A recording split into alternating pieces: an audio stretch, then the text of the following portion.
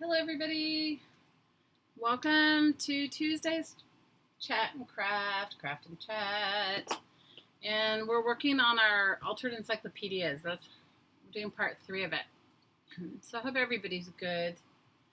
I hope you are all doing well.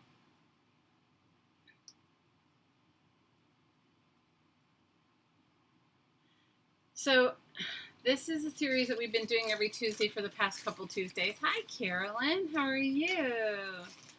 Hi, Diana. So how's everybody? Let's give everybody a few minutes to get here before I begin my crazy talking. Hope everybody's doing well. Hope you are all doing good. What's on your crafty table today, you guys? Are you making along, or are you doing something different? No, it doesn't ever matter to me. You guys have to just craft and find your zen, right? I don't care how big of a space I start out with crafting in. Does anybody else's just like suddenly close in on them like you? Hey, Linda. Does anybody else's space like suddenly close in, like you could be everywhere and then all of a sudden it becomes like this big? That's exactly where I am. It's so ridiculous. It's like, it drives me crazy, and I do it all the time. Abstract canvas sounds good. Hi, Cheryl.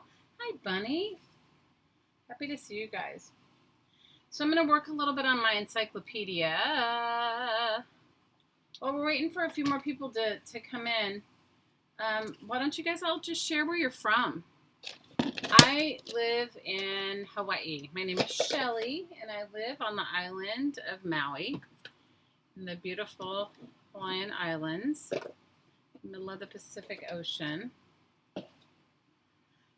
Vancouver, Washington, Denver, awesome.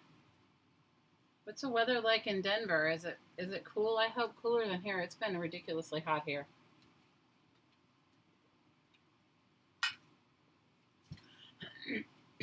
Please tell us where you're from. Michigan. Ooh, awesome. Hi, Malia. How are you, Mama? We're just waiting on a couple more people to come. Hi, Bootsy. Maui Wowie. Lynbrook, New York.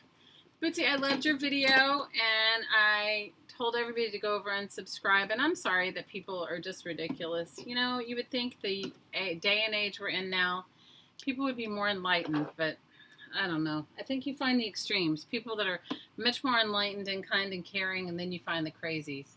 Hey, Laura. Hey, Luz. Hi, Sherry. Sherry's from Alabama. Hi, Curly Teat. You guys chat amongst yourself 1 second. I'm going to shut the door so the dogs have a feeling. You know, it never fails on my Tuesday live streams. The little boy comes to sing at my door for my daughter, my neighbors, the dog. I mean, it's just, you know, I don't know.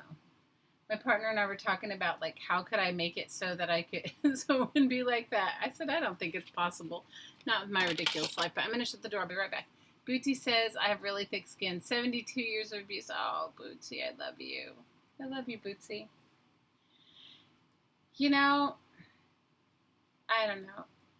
I think that we have to all realize that we're human, and we're part of this big, beautiful world called Earth, but we're really the humankind, and, you know, we have to be kinder to each other. And we really do. We don't all have to be the same, and we don't all have to agree, but we definitely need to be kinder and have more compassion. So I'm gonna walk you through what I'm gonna do for my little. Remember, this is just a recipe book. This is not an end result. So I don't want anybody to go, oh, I messed it up. You can't mess it up because it's a recipe book. You're trying things out. All right, I'm going to be right back because I'm going to go shut the door because sure as I don't, the dog is going to decide to really have a bark. And that'll be lovely for all of us. Give me 1 second.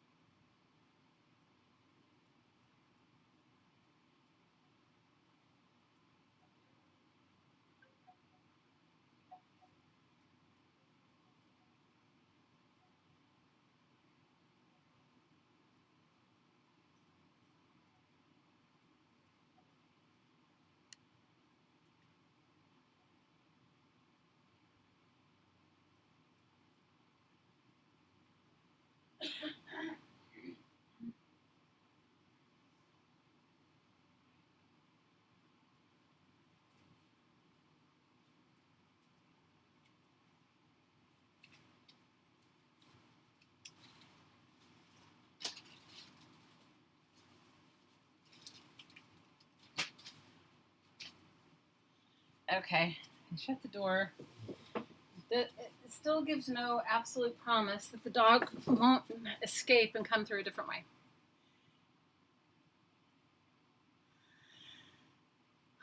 I agree. It gets me riled up too. We love you, Bootsy. We love you. You guys go over and check out Bootsy's channel. He's got cool stuff. I still have yet to make one of your purses, but I'm going to. So I want to talk a little bit about our altered book. So, you know, we've been doing this altered encyclopedia. You can alter any book. It doesn't have to be an encyclopedia. Just that's what I had handy. And we folded a lot of different pages, and we've pretty much got it all laid out. Now, what I want you to think about next is collect all those things that you have around your house that maybe you used in other projects, like tissue paper, painty magazine pages.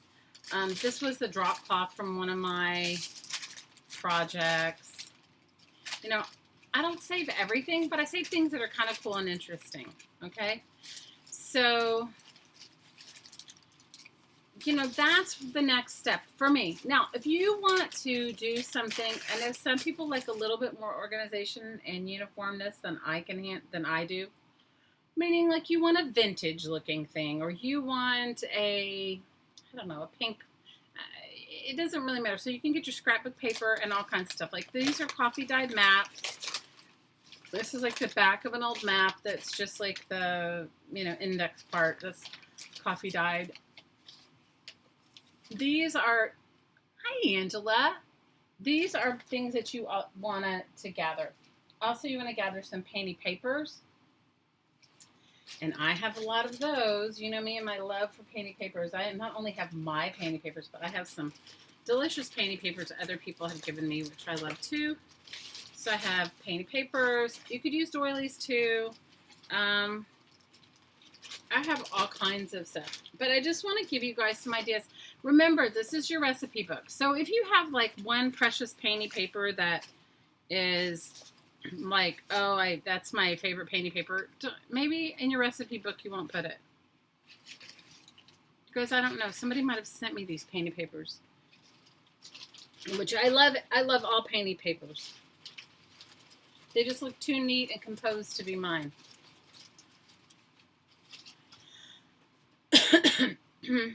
I am in exact agreement with you, Laura. Oh, these are from my beautiful friend Linda. So these are Linda McCullum's painting papers. So I was going to say, these are way too neat for my painting papers because, you know, my painting papers are not this neat. Okay, so these are some painting papers from Linda. And then I also have some cool other painting papers. Like I have some Carla Cage Fish painting papers, and I have some other painting papers. You want to get that for your next step, and I'll show you why. All right, I'm going to try to clean off my desk because I was complaining earlier that no matter how much space I leave for myself to work, it always ends up being like 2 inches.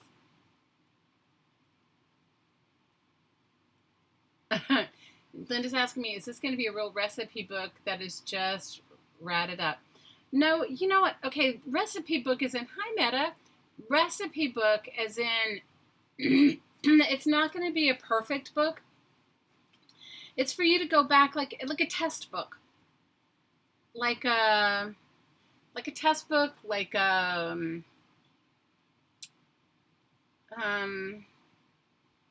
do you somebody pipe in, like a test book, like a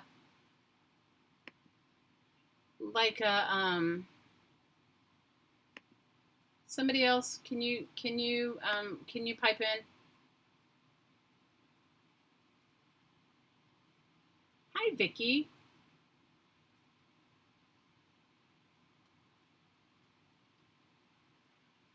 Do you know what I mean? Like a test, like a sample book. Perfect, Angela. Sorry. I'm having a brain.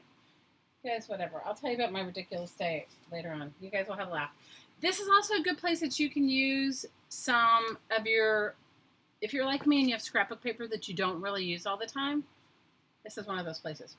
Now, I've been making 2 at a time. I would suggest that you go back and do this super simple formula. Now there's a million other ways to fold things and whatever. And we can get into that at another time. This is just really to get you started. Hi, Dorinda. This is really, hi. Hi, T. How are you? Hi, Carol. Like a portfolio. Perfect, Carol. It's really just an idea for you to like get an idea, you know, like to like play. Okay, so here's some other like coffee dyed papers. Okay, so let's go to the first. Now I am going to tell you one more time, I am using glue stick. Why? Because you can use matte medium, but can I tell you, I love Mod Podge, but I cannot plug Mod Podge for doing an altered book where I live. And I'll tell you why. Because where I live in Hawaii, and all the pages stick together. So I have like this beautiful idea of what I'm doing and I'm making, and then the pages stuck together. So if it works where you are and you're not mailing it to anybody, have at using Mod Podge. I'm going for the glue stick, and you guys, it doesn't matter if it's cheap or expensive. Okay, so let's just start with the first. I have some ideas for this, but let's save this for later. Let's just start using some of the supplies we have at hand. So I have like a napkin that I've stamped on. I have a piece of an atlas, and I have another napkin too. So you guys, there's no right or wrong in what you're going to do. So, you know, like start playing with the colors. Like if you want to. If you just want to do random and do it, do it. So, you know, this one might make a good front page. Then I have the little stamp thing section. The cool thing about this is once you start making these, you'll suddenly see like, oh, these colors go together, or that magazine inlay looks good here. Do you see? And so you're going to start laying it down. Now, if you do want if you're going to use napkins and you want more of a translucent look, you will want to use matte medium or wet glue, because glue stick doesn't give you that much of a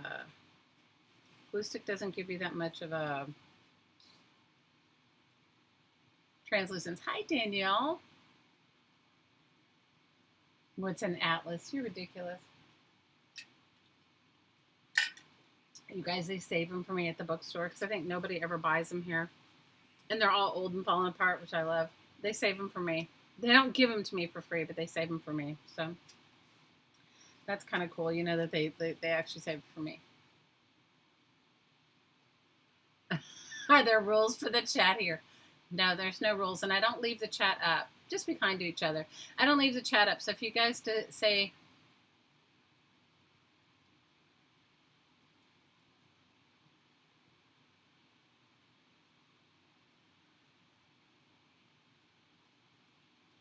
If you say something that you don't want repeated, don't worry, because I don't ever leave it up. Okay. T's just being sassy. Laura, she's just being sass. Okay, so... I mean, I kind of like that. I don't know. This is a little bit loud. Maybe I'll try it the other way around. You guys, how many of you guys have like so many cool things or bizarre things and you're like, I'm never going to use that. I'm never going to use it in my life. That's me. I do. I have me some vintage stuff that is so falling apart that it wouldn't be good anywhere else. You guys, it's so hot here. I have to have a fan. I don't normally, but oh, it is. You guys, it has been the hottest. We have been having these like temperature things. Okay, I think I'm going to put this one first. I'm going to put second. Do I want that one second? Maybe I'll put the orange one second. All right, let me just try it out. And if realize, you guys, it's a sample book. If you don't like it, don't worry about it. You know, it's not, if it doesn't come out perfect, it's not like the end of the world.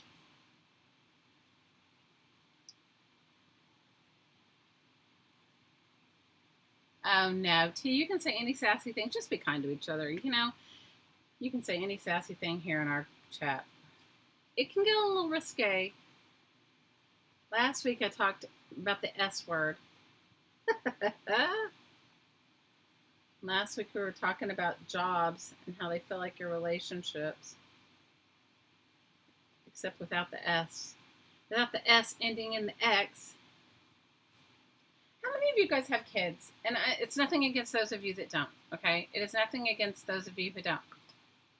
You have great humor. See, wait about you guys. I have really been using my glue sticks. I'm getting down to the end. As you can see, I've got the eclectic collection of glue sticks because That's just how I roll. I gotta have the oddest ones. How many of you guys have kids? Okay, so you have 2 grown girls. Okay, how many of your kids are in a relationship? Okay, have like a boyfriend or a girlfriend or whatever. You know, they have a partner. Married or not. They're old enough to be having the S with the X. Okay? And how many times have they dragged you into their fights, right? They'll like call you up, Mom, he was so, or she was so, blah, blah, blah, blah, blah, right? And you get yourself all in a pickle, right? You get yourself all in a pickle. Or how many of you did this with your parents too? Like you complained about boyfriend A and boyfriend or girlfriend A and boyfriend B or whatever, right? To your parent or to even your good friend, right? And then your good friend like jumps in on the bandwagon with you and goes, "Oh, well, I don't like her, him either." Blah blah blah, you know, right? Ever. And then like, I don't know, a few days later you make up, but the whole entire family has been in on your shizzle, right? So they're still mad at what's his name, what's her name, right? And why is that? Because there's something about when you make sure there's no other layer. How many of you guys have been fooled by the layer? Fooled by the layer of the napkin? That's because, you know, there's something that happens when you have that physical relationship, right? There's something that it's sort of like, I don't want to say it fixes, but it's sort of like there's a release in that, so you're not mad at them anymore, but your family's still mad at them. So my point in saying that that your job is like, you know, a bad marriage if you're not in a happy job. But it's like a bad marriage without the release part. And that's true. Think about it. You know, think about how many jobs you've had over your life, and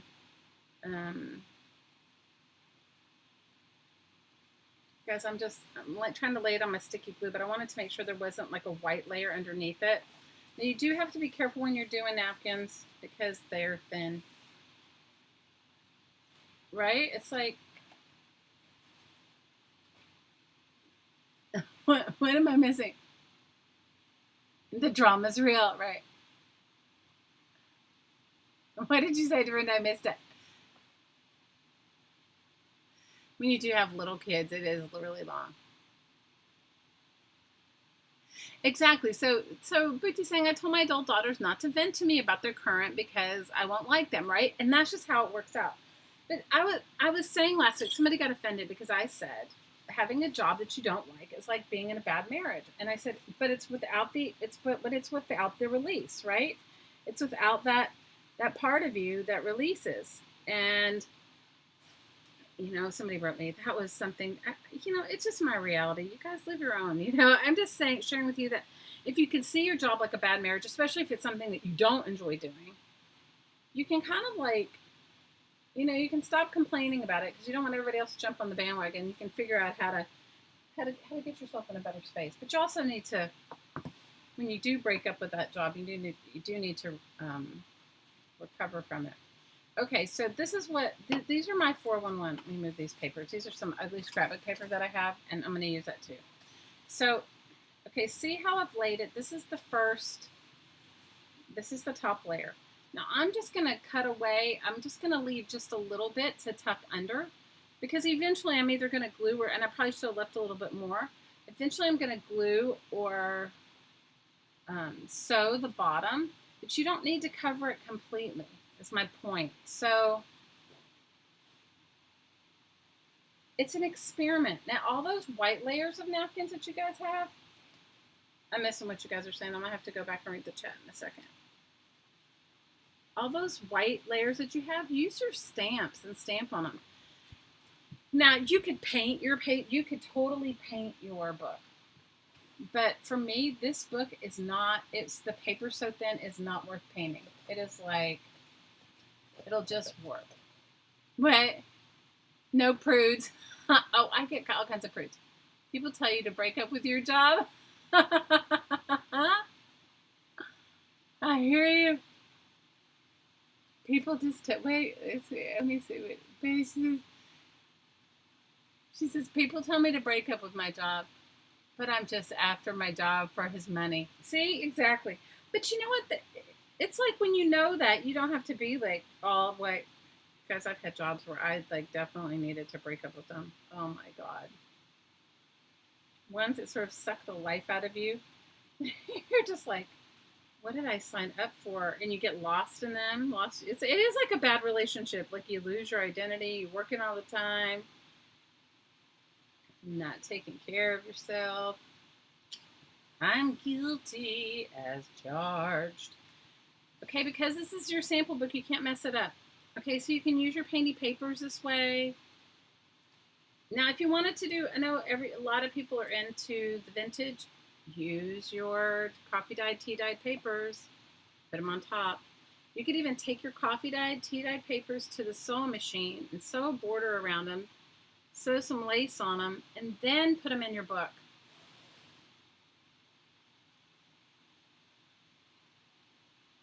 Then put them in your book. It is time for me to buy new glue sticks. Can you actually believe it? I've been I haven't gone to my storage unit. This is my fear, you guys, because I was so panicked when all my kids were here and everybody was doing their thing. You know, they were all visiting or whatever, or staying or whatever. I took I have this enormous box of scrapbooking paper. I couldn't find it. I looked for it for like a couple days. I said, I know I didn't throw it out. And you guys, I have one daughter, the one that's not here. She is definitely like a purger. She lives out of a suitcase. She's a minimalist. She's been traveling her whole life. She's the one that goes to live in China. And you know, sometimes, can I tell you, they think they're doing an intervention on me and they get rid of my stuff, which, can I tell you, I don't often react well to that. But, you know, over the years, I just get over it because it's just stuff. But, like, she couldn't understand, like, why I would have, like, all these magazines cut up or, I mean, she knows I do art, but you know what I'm saying. So, I was like, do you think, I was to myself, I wonder if she threw it out. Sucking my hottie cut yesterday. I said, you see my big, huge box of scrapbook paper? He says, I think I took it to the storage. It's a very heavy tub, like a Sterilite tub, one of those, or hefty tub, or whatever they're called. You know what I'm talking about, plastic tub. All right, now I just have to decide how much I'm going to cut off of this. And I should have been a little bit more exacting and done it right to the edge, but I didn't. Clean off I'm missing the whole good chat. No prudes. Phew. Yeah, definitely no prudes here. No prudes at all. Hey, Carrie. Hi, Jean. Jean, your art room is going to be fabulous. A little jelly. I need somebody to come and do my art room like that. Because I don't have an art room right now. I have an art dining alcove. Okay? I have an art dining alcove.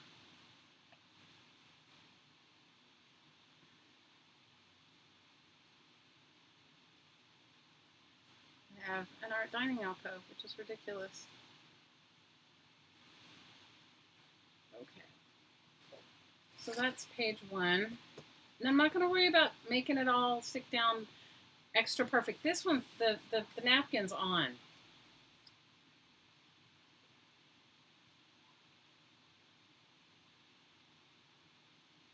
You know, people can't take a joke. Oh, gee, how come one person has so much? Are you talking to me? Oh, my God, I do. Hi, Angela. What I'm talking about got you in trouble? What? What kind of tub? You know the tubs I'm talking about? And it got you in trouble? Oh, my God. Can I tell you? It's like so ridiculous. So I was asking him, I said, have you seen it? I was kind of questioning. Because, you know, sometimes, even though he has a book addiction too, like he loves old books. Okay, the cool thing about the next page is you only need enough to cover where it meets up with the previous page. So you don't need, let me see if I can. So you don't need to cover the whole thing. And sometimes that's what makes it bulky. So, you don't need all that. I'm going to cut away a lot of this. I just want to do my, if you love my exacting measurements. No, I put all this scrapbook paper in a tub because I had it in my closet. I had it in my bedroom closet, actually. All right, I need to push it over further. I'm going to cut the edges off of this. And then I was never, I had it, it's like out of sight, out of mind. And then I would go dig in there, and it wasn't good. And then I had it in my little dining alcove, which I could find all the paper I needed then. But when my kids are coming, that did not quite work out. They wanted to be able to have a space that didn't reflect my need to have so much stuff.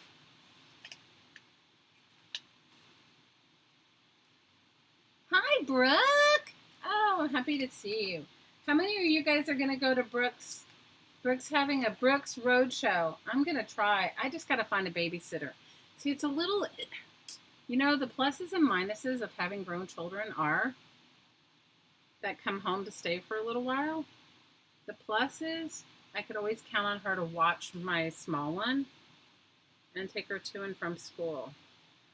The not plus is I don't have that, and I don't live anywhere near she goes to school. So I've got to work on, I want to come. I'm excited. I'm totally going to go. I just got to work out finding somebody to watch her, take her to and from school. But I've got a good while because it's not till September. So if I work on it, I'm sure that I can make it happen. Let's just put our finger, let's just cross our fingers and see if I can make it happen, because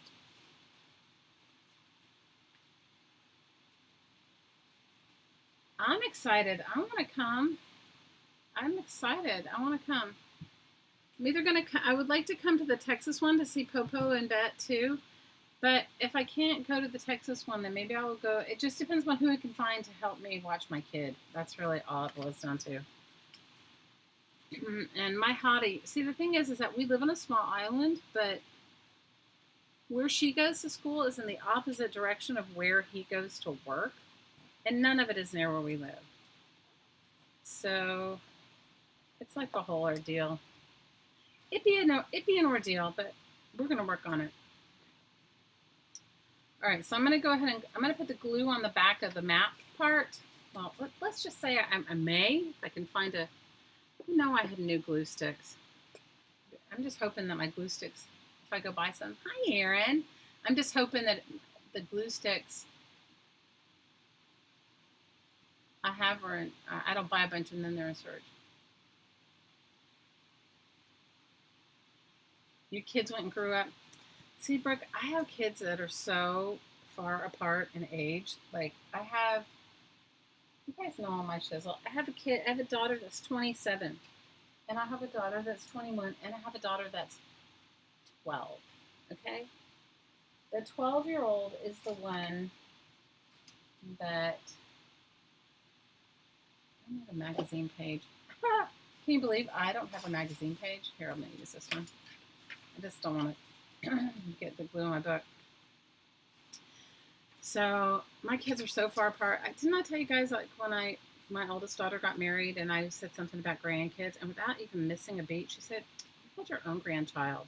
I was like, it was kind of true. As far as how far apart they are. So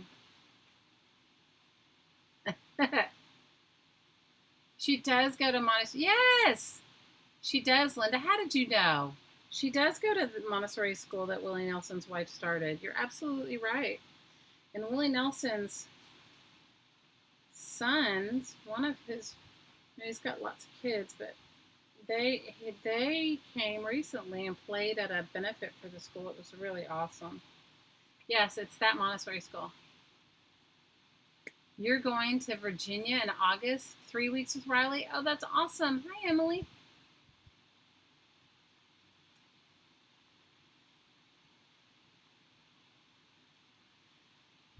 Yeah, I'm pretty straightforward too, and they can be off-putting to some people who are not like that, which is understandable, I guess. I don't know. Guys, when I was a kid, I would get thrown out of things. Like I went to Catholic school for a little bit. Well, let's just say Catholic school and I didn't go well together. Okay. let's just say, let's just say I was very opinionated. My mother, and I was in high school. My mother was like, "Can't you just like?" And it was the best school in the area I lived in. That's why I wanted to go there. I mean, I was brought up Catholic, but my mother was like, "You don't have to share your opinion." You guys, let's just say, okay, let's just say, Jean, that sounds like an awesome time to go and hang out with Riley. Good for you, Mama. That sounds like a fun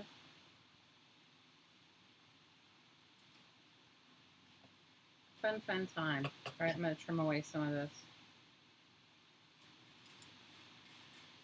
Guys, remember, this is your recipe book. You can do anything you want to with it. Your play. You don't have to do it like me. Do it your way. Oh my God, you have no idea. So I'll tell you guys the most horrible story. So, I went to a Catholic school that was run by brothers, Jesuit brothers. And I'll tell you a couple of them, okay? One of them was, this is not an abuse story. It's not a triggering story. This is a story about how I get myself thrown out of class all the time. So when you're like it was my junior year in high school. So when you are, how old are you in your junior year? 16, 17? So they had a bunch of nuns come teach us about sex ed. And you guys, I went to school. I'm from Texas, but at some point in my life, in my high school years, my mom moved to a town in Texas near the border of Texas and Mexico. I'm originally from the area that's near where Susan and Bet live, right? But I, at some point, went to this because my mom's business moved. It's a whole ridiculous story. Anyway, so these nuns came and they were like teaching everyone sex ed, and and I raised my hand. I said, I really appreciate that you're teaching us all about this. I said, but I said, aren't you celibate? How can you really be telling us about sex if you've supposedly never had sex? Of course, I was asked to leave. Okay. Then, okay, now I did not need, look, I could have just done it to here. I could have saved myself some glue if I just done my book to there. Hi, Samantha. You started working in February and you haven't figured out how to get crafting back in your life? Oh, I understand. So I can relate, Emily. That's being married to the job thing, right?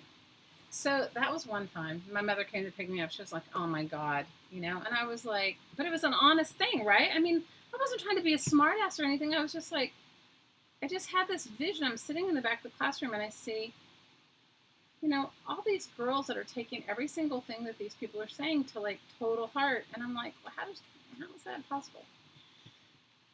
And they do this whole thing to girls. You guys, I don't know. You know me. I gotta, anyway. Let's just say my mother had to pick me up from that time.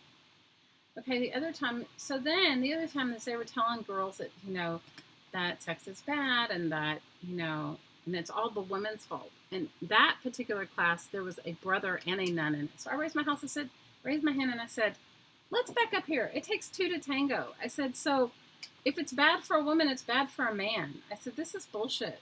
And then they threw me out of class for that. You guys, I was always in trouble. I missed what you said. What did you say? I mean, this is my. Oh no, the brothers were telling the women, it's like it's okay to have sex before you get married, but the girls are, because I got thrown out for that. What else did I get thrown out for? You guys, I got thrown out for all kinds of stuff. Okay, so fast forward to like career day. Hi, Aunt Beck. You guys, I was always getting thrown out. Okay, fast forward to career day. My mother was like, she would just shake her head. And I was a straight A student, I might add. Okay, let me find my other piece. See, I have my fan on. It's blowing my paper around. This is what I get. Guys, this is how it rolls in my life. So I blew it all the way across the room. So fast forward to my career day, okay? Like, or I don't. It's like a thing where you're supposed to go and like talk about potential careers you can have, right? And you're meeting with your advisor. Oh, I found it. Oh, it's falling on the floor. Oh no! And you have to meet with your advisor. Hang on, I got to crawl under my table to get my paper. If I can reach it. Hang on.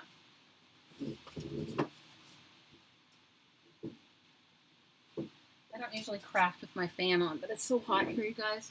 It's record-breaking things here. Okay, so fast forward to my career day.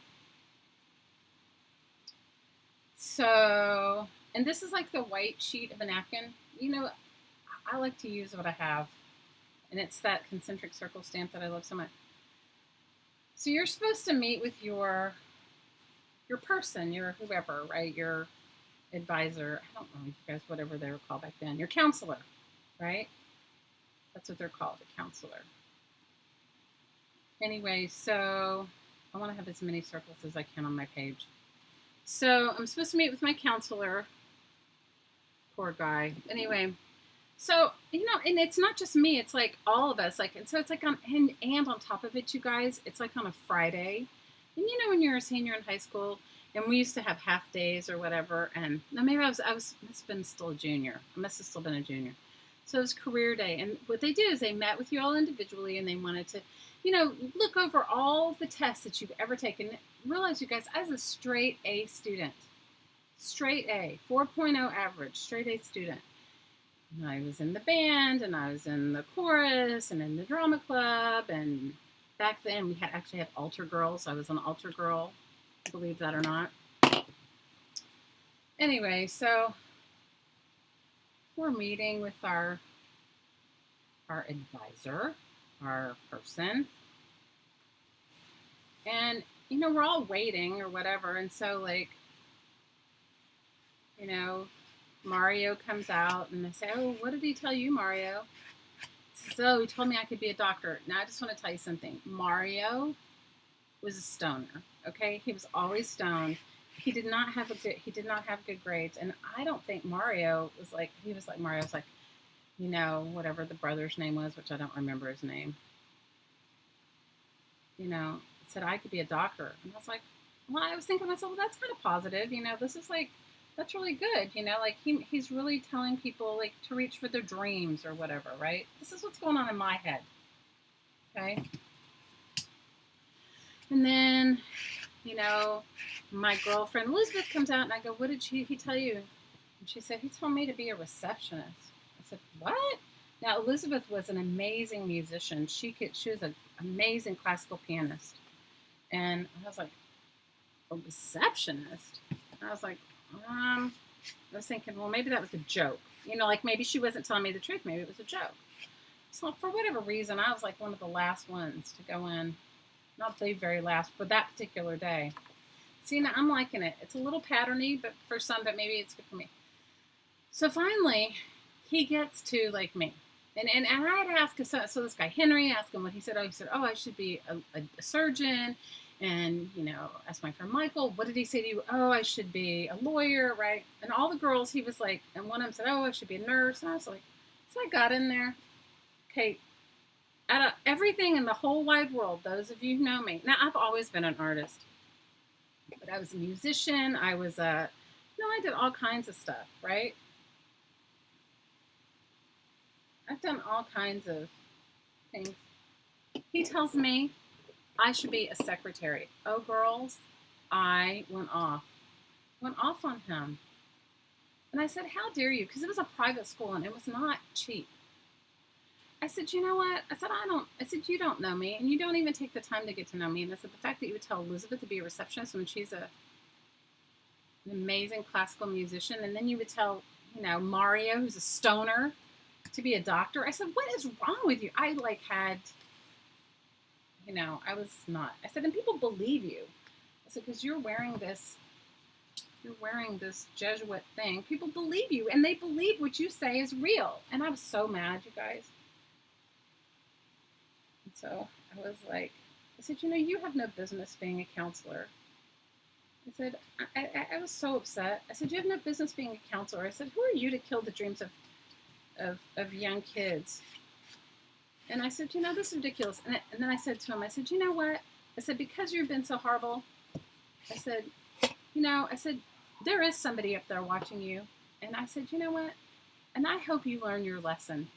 Well, you guys, he died over the weekend. Talk about some Catholic guilt. He had a heart attack and died over the weekend. So here I thought my fussing at him killed him. That Catholic guilt. I was like, oh my God. Yes, they called my mother. Okay. They called my mother. My mother was like, I was like, I just can't stand it. So let's just say I did not go back for my senior year. I graduated a half a year early. I went to the public school. My mother had moved us my mother had moved us after my sophomore year in high school from the town that I was born and raised in to this town. And I actually chose to go to Catholic school because it was a better school. It was a college prep school. Let's just say I went to public school after that.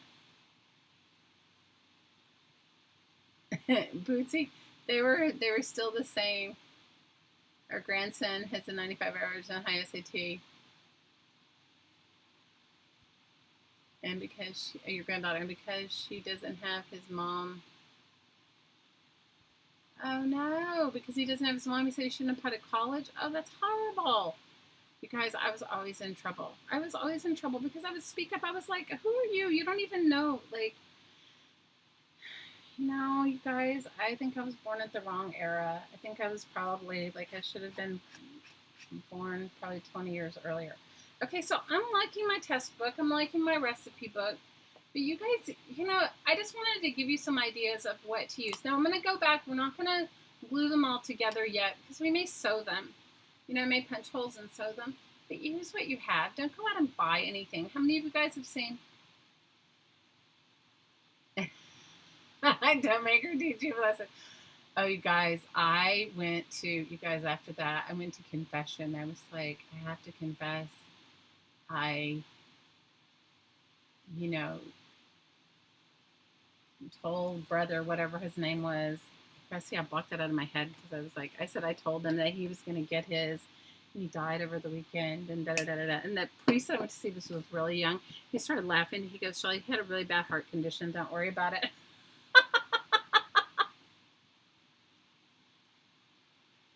Guidance counselors push college on all kids here. It's ridiculous. Can't anyone be a mechanic or electrician or a plumber anymore? It's ridiculous.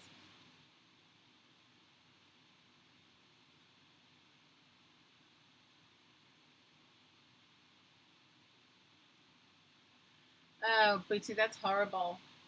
Well, he can take summer school, can't he? Hey, Popo. I should have been a dancer like my mom, Gypsy Rosalie. Oh my God, you're right. Totally. Get my gimmick going on. My pasties. Oh my God, you guys, I was horrible. So, I agree with you. My daughter's a massage therapist. She went to college for a semester. We love you, Po. We're glad you're here. My daughter that's 21, she went to college, maybe she went for a year, and she hated it. And she said, I just want to figure out what I want to do. And so she went to massage school. Dream chat is happening now. Hi, Liz. And if I haven't said hi to you guys, chat me in caps because I'm looking down. I'm trying to my fan is blowing. The fan. I'm trying to catch all the paper that's blown away. So, napkin, map, and the stamp napkin. All right, and then eventually these are all three going to be either sewed or grommeted. I haven't decided yet. Together. So, let's look in the back of this book. This was another. Guys, this isn't even the book I'm working on. This is another book. This is see. So there you go. It's my recipe book. So back here is some other pages. How many of you guys have this scrapbook paper that you know you are never going to use. Like there's always a few ugly pieces in each one, right? So this is the perfect place for that scrapbook and paper, sisters. That ugly scrapbook and paper, you can paint over it. Liz, we love you. I've been missing you, girl. Oh, thanks, Brooke. So you guys go over to, hey Brooke, hey Poe, will you put Brooke's thing in the chat for her Brooke's road show? I'm definitely gonna work on finding somebody to watch my girl. I gotta deal with that. That is I told my hottie last night, I said, I'm gonna try to go to Brooke's road show. He's like, I don't even know what that is, but okay. I'm like, I need somebody to broken linker. Oh no.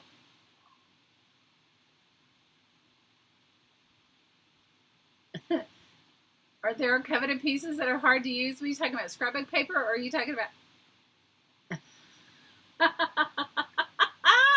what did I miss?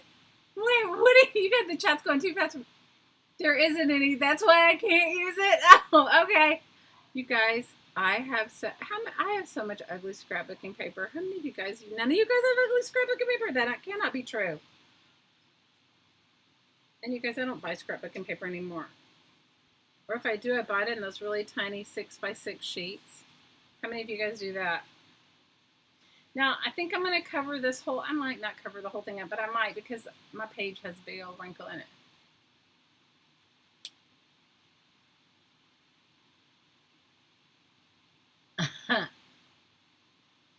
You need linker fluid. You guys are hilarious.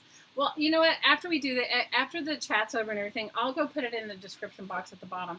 Brooke is doing Brooke's Road Show, and it's in the fall, and it's all over, right? It's like Texas, Pennsylvania, South Carolina, and where's the other one?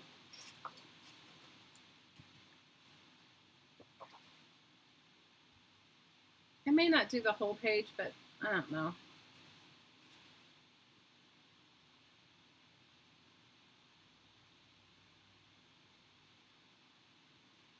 I need two more. I need to find two more things I like.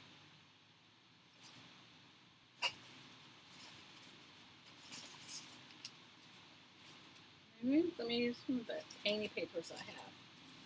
The painted papers. See, Miss Linda McCullough makes much nicer painty papers than I do.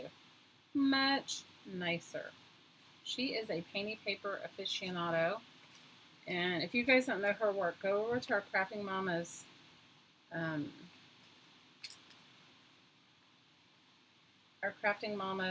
Facebook group. Linda posts in there, and she's a fabulous artist. You should see she makes portraits out of her painty papers. Have you seen her landscape portraits that she makes out of her painty papers? Oh, girl, she makes my painty papers look like,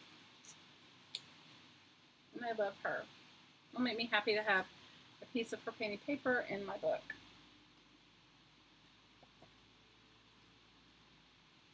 Hey, APG. You guys are too funny. I swear. Guys, so I told you that my hottie is like a Tasmanian devil when he leaves. Okay, so this morning I get up really early. I mean, I'm kind of programmed that way because I had to get my kid up for school early. Now I might cut mine a little bit bigger than this, and I don't need to use all of it. Let me see how much am I gonna use? I don't have to glue the whole thing down. I could do.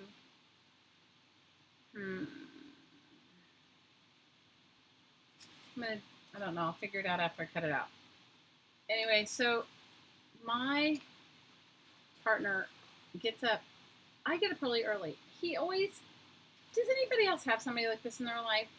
They think that they have more time than they do. Okay, like they seriously think that they have more time than is actually there. Okay, so they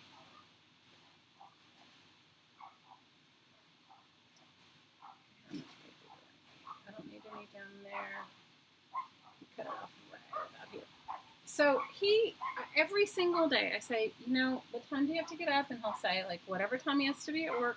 Because you guys, he works in a restaurant. So some days he goes for morning shifts and some days he goes for night shifts. Okay. And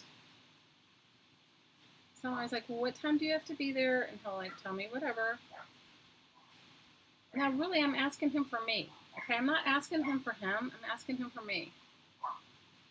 And so, I got up really early this morning, and I tried to get him to get up early. I was like, why don't you get up? It'll be such a relaxed morning. It will be so relaxed if you get up.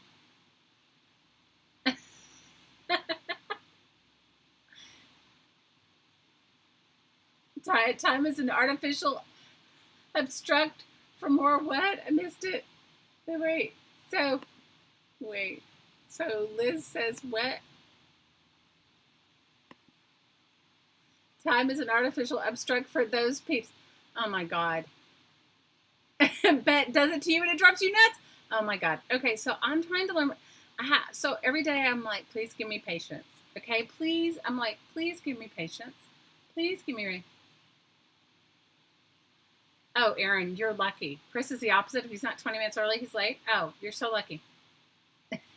Hi, Melissa. How are you? Welcome to our ridiculousness. So I'm trying to like learn my patience, and I'm trying to, I'm like trying to be like all in with it. So, and some days, you guys, he has to get up really early. Like some days he has to be at work before 7, and we live 45 minutes from where he works.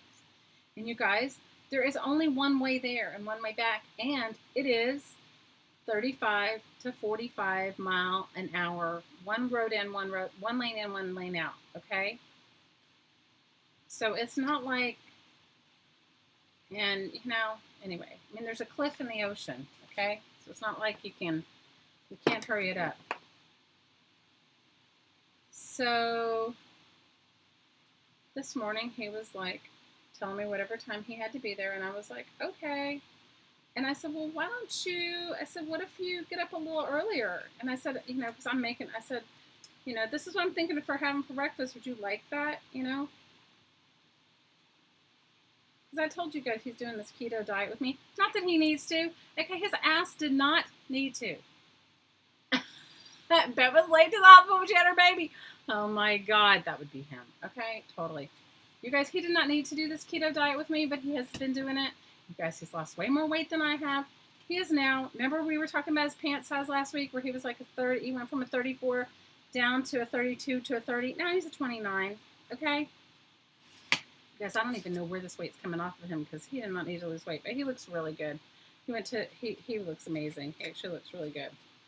Anyway, so I was like, just trying to coerce him to get up earlier today. I was like, hey, so like, why don't we just get up a little earlier today? And, this is me trying to, whatever. So I get up and I make like, I give him one job. I said, I turned on the coffee. My sister happened to call me. So I said, turned on the coffee.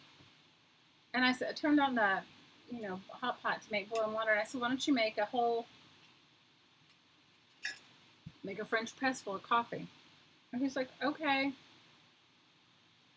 Guys, I don't know. My kids make fun of him because they're like, yeah, you tell him to do that, and 40 minutes later, the hot pot's still not. And I had already boiled it. Okay, you guys. I said to him, what time are you leaving for work? In the meantime, my sister never calls me, okay? And she lives on the East Coast. So she's calling me, and it's about 7, okay? 7 when she calls me. 7 when I ask him to put the hot pot of water on, or just to make the coffee because the hot pot was boiled. You guys, I talked to my sister. I have like gotten all the stuff out that needs to be done. I've done everything, right? I'm like, okay. So I'm asking him what time, because I don't know what time he works. I don't know. He did, he could work at 4 o'clock for all I know. So he tells me, now I'm off the phone with my sister. He still hasn't made the coffee, you guys. It's like 8:15. From 7 to 8:15, I have no idea what he did. None whatsoever. I mean, I'm not monitoring his, like, movements. I need some other paper here. What am I going to put here? I'm not, like, monitoring what he does. Ooh, maybe this will look good. Let me see if I like this. He says to me, all of a sudden he goes, oh, I have to leave in, he goes, I want to leave before 9. Okay, you guys, by this point, it's like 8:30. I said, leave before 9. He hasn't even gotten in the shower yet. You guys, I don't know what he does, but he takes forever in the bathroom.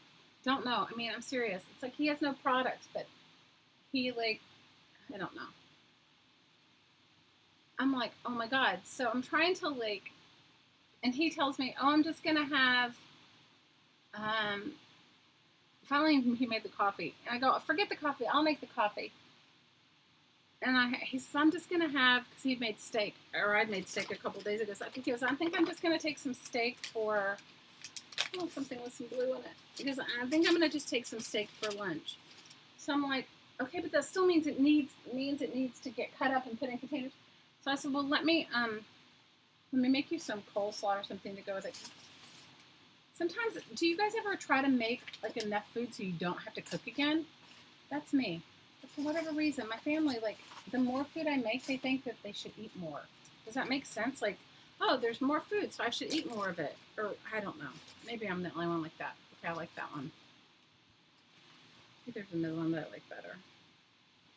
Anyway, so I'm like running around. I realize I have like 20 minutes now. Maybe this one's better. I have 20 minutes now to like make all the food. And I'm like, oh my God. I'm like, what is wrong? Like, why? This is not necessary, right? It's not. So I'm like running around trying to get all the food made.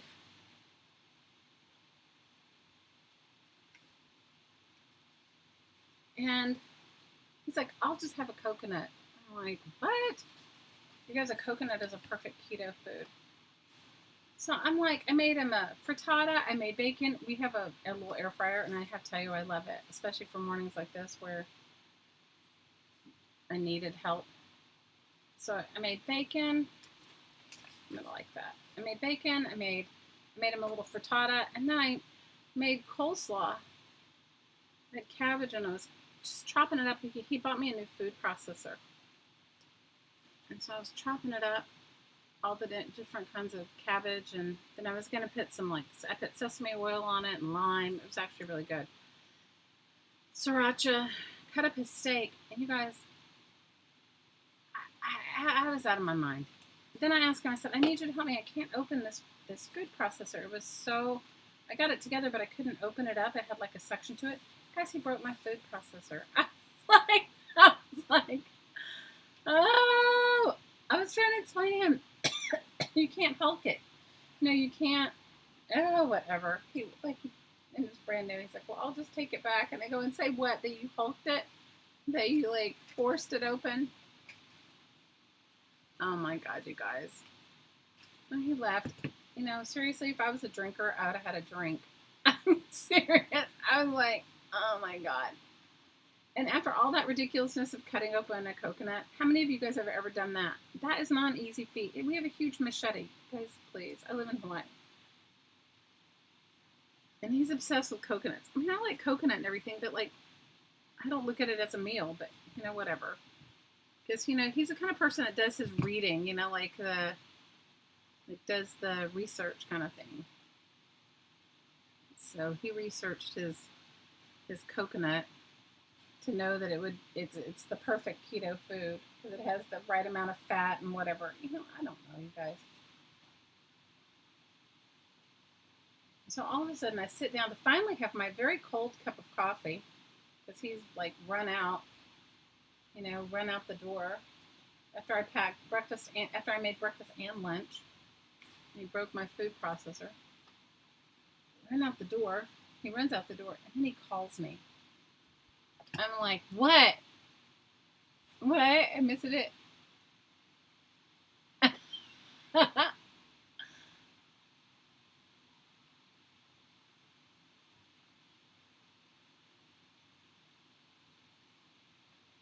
Yes, you can use your phone for your video. You guys are crazy.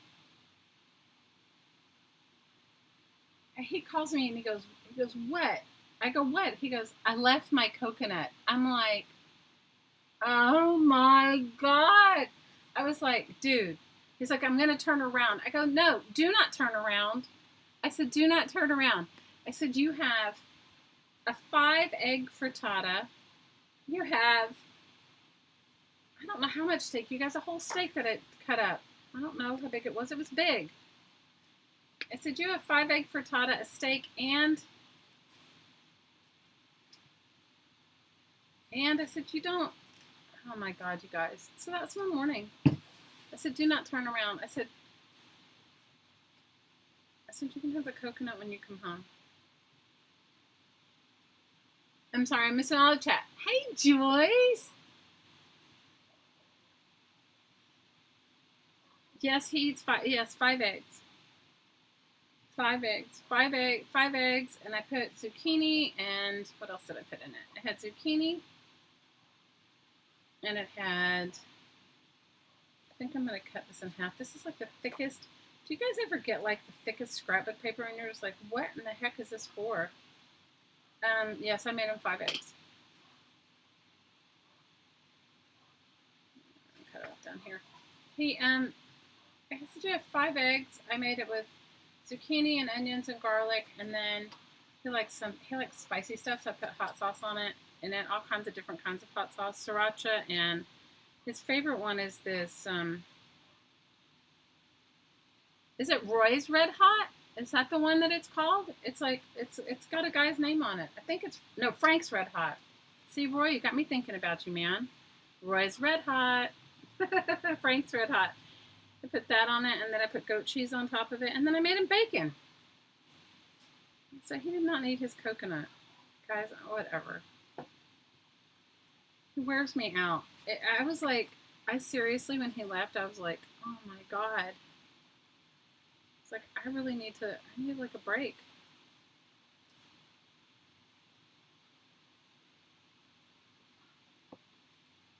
You've been called hot pot? I love you, Roy. Oh my God.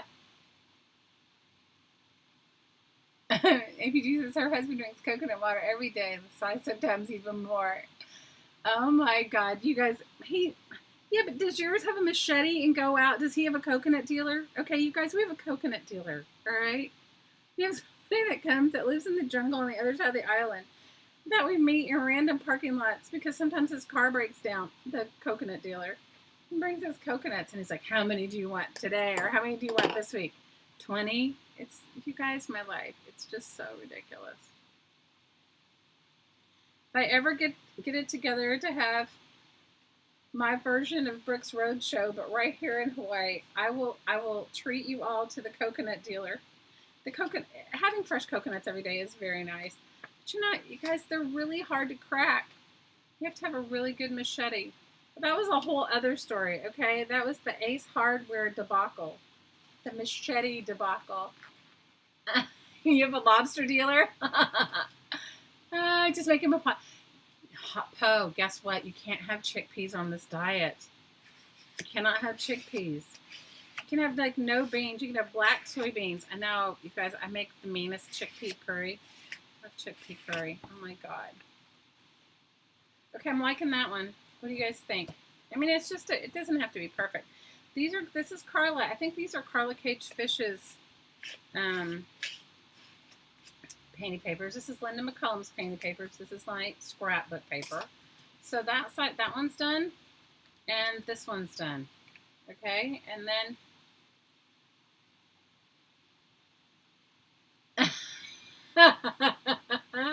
a scallop dealer, and you have a scallop dealer. You have a craft dealer. Oh my God, you're too much. The only food Romeo doesn't eat is coconut. Fresh coconut is different, though. You know. It's not ridiculous.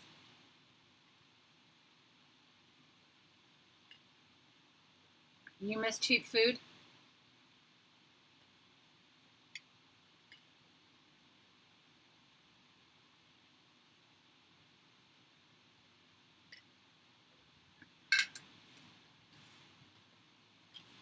All right.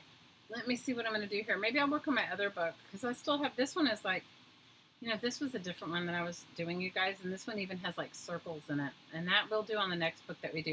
Where you do the circles that are all. But I'm liking the way it's coming out. So, do you guys get the drift, right?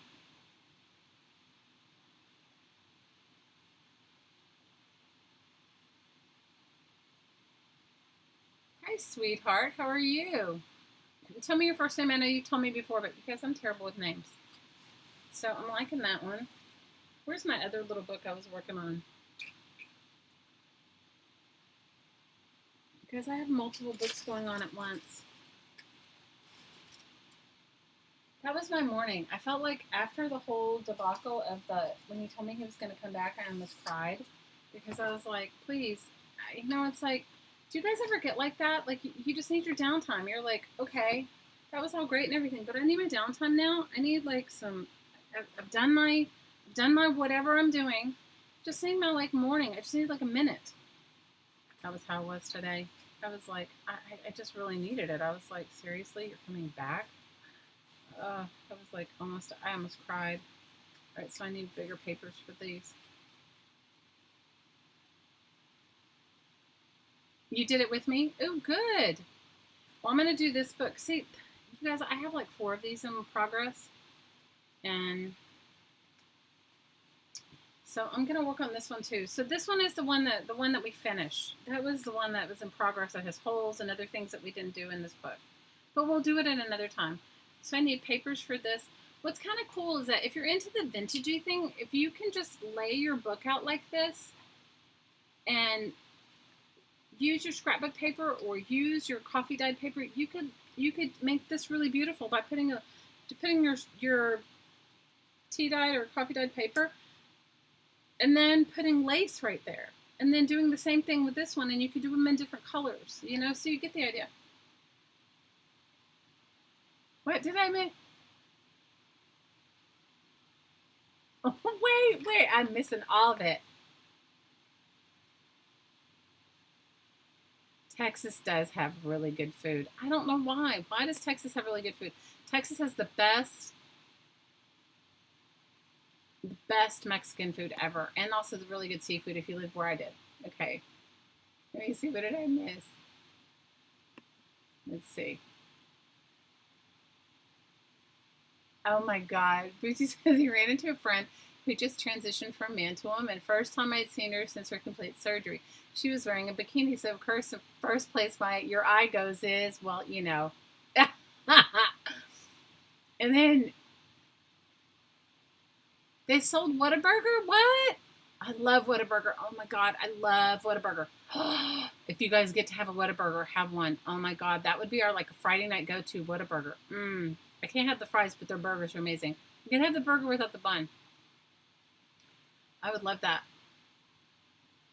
And so Roy says, what? So what did you say, Roy? You said, let me see. I would say the same thing. Isn't that terrible? Of course. And then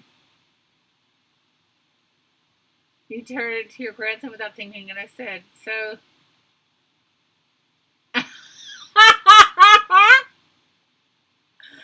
Oh my God. So-and-so needs a Brazilian, and you were embarrassed. Oh my God. You just giggled. Oh, awesome. You're permanently in the mode of wanting downtime? What is it? I mean, somebody said something to me the other day, and I had to like stop myself, okay? Because it's actually true, but I didn't want to say it's true. She said something to me like, because I was bitching that I was complaining, bitching, kvetching, that I want not that I want a job again, but that I want to do something that I really love again, like something. No, you guys, I love to make art, but you know what I mean. It's just like I said, I don't know what I want to do, because she was like saying to me, people that don't live here don't understand. You get stuck in a time warp here. Has anybody ever lived in a place like the tropics? I would have told her to pull her bathing suit down too. That's so ridiculous. That is too funny. What happened, Joyce? We love you, Joyce. Be careful. I was like sort of like complaining. I was like saying like, I I was like saying, I don't know what I want to do. I either have two types of people in my life. I have the people that like criticize me, like that say, that I should. I'm talking about friends, you guys, that say like, what are you doing or what did you do today? And all I've done is make art all day, right? Which is fine. I mean, it's my prerogative. Besides the whole in the morning thing, big hair is still a thing in Texas. Okay, when I went back to my high school reunion a million years ago, everybody had Texas. I tried to warn my then husband about Texas big hair. He didn't quite understand till we got there. So I was just kind of like, I was complaining. Okay, I'm not gonna lie, I was complaining. I was saying like, I don't know what I want to do, but I want to do something because I've done all kinds of things. And I always love new things and new challenges and new. I mean, how many of you guys are like that? Where you just like to try new things? Like I don't know. For a little while, I thought maybe I might want to sell real estate. I don't know. I still may. Anyway, one thing I will tell you about when you do your painting, your tea-dye papers, if you're a perfectionist, go for it and iron them. Okay, I didn't iron mine, but you might want to iron yours if you have perfectionist tendencies. If you have a little OCD, you may want to iron your papers. So I was just kind of saying that I would like to do, I didn't know what it was that I'd like to do, but that I'd like to do something, I don't know, go back to school. I don't know what I want to do. And my friend sort of like stopped me because you guys, I worked a corporate job for a long time and it was definitely like a bad marriage. It definitely sucked the life out of me. Anyway, so I was like telling her, I don't know what I want to do. And then she just stopped me in my tracks and she said, do you know how very fortunate you are to be able to stay home every day and do something you love and cook for your family and do the shopping and do all this and do all that?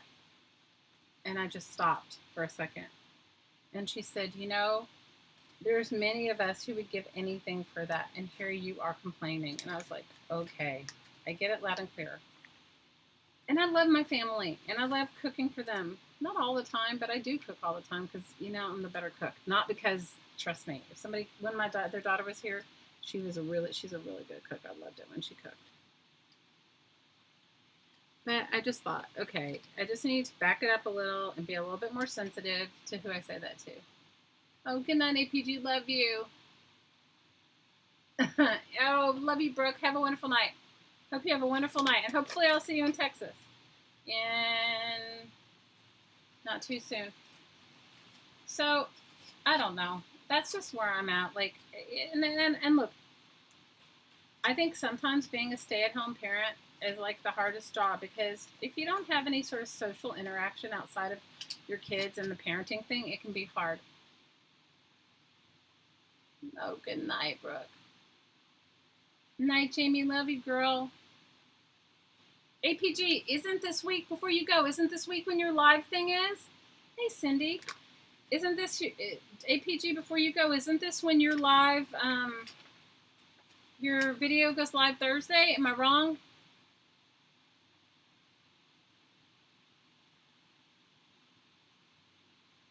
Hi, JL.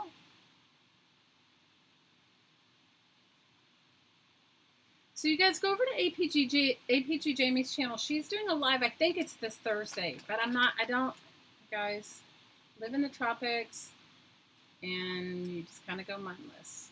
Not on purpose. Okay, now I need to find papers that go with this.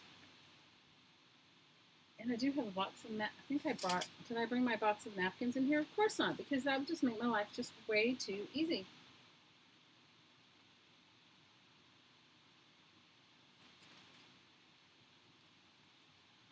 That would have made my life like super duper uber easy if I brought my. Hey, Barb. Jamie streamed last Thursday and I missed it. Oh my God, Barb. Do you see? You guys, you live my life. I think we're probably going to tutoring last Thursday. But you guys go over and check out APG's APG Jamie's channel. She is so creative.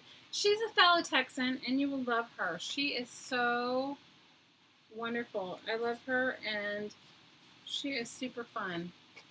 Super duper uber fun. And I'm sorry I missed her live.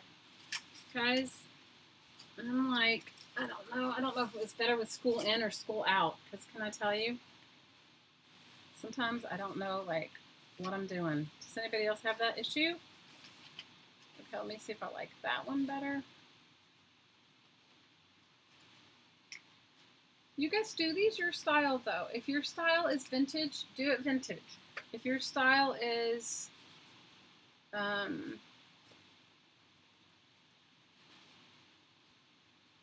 if your style is eclectic like mine, go for it in the eclectic thing. If your style is different, just go for it. Do it. You know, there's no rules to this.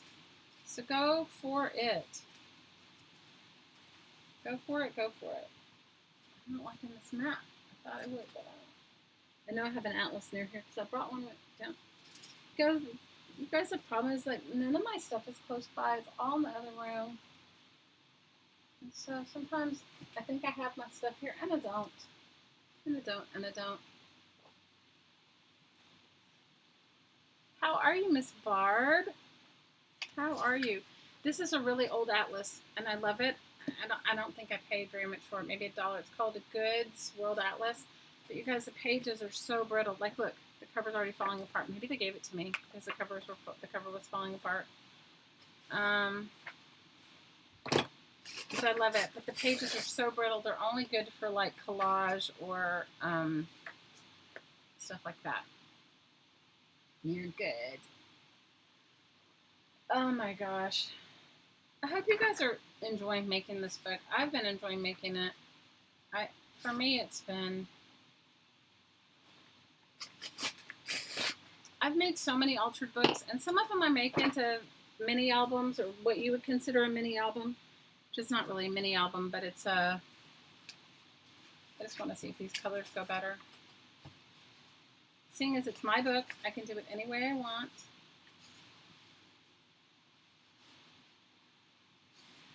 Let's see if I can turn it this way and you'll see more yellow.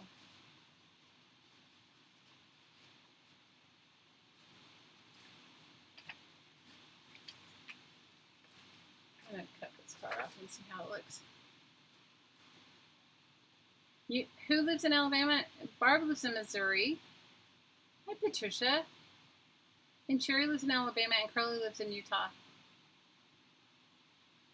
Melissa says she has an architectural book of Nineveh, copyrighted 1849. Oh, I bet it's gorgeous. Hey, but Laura, you know what? This is a perfect place to use your fabrics. You know, Laura, you have got some really cool eclectic fabrics. Use your fabrics, sister. Use your fabrics. You don't have to use paper. Use your fabrics. Use your fabrics. I would, though, if I were you, I wouldn't, I would not put them all the way down just to where you don't see them, so that way, you know, your book doesn't bulk up, but I would totally use your fabrics. Utah is really beautiful. I have to say, when I flew into Salt Lake City, how many of you guys have ever flown into the Salt Lake City airport? It's like in the middle of these mountains. It's so gorgeous. I remember getting, I don't remember where I was flying to. I was flying to California or something, I think, because I got off out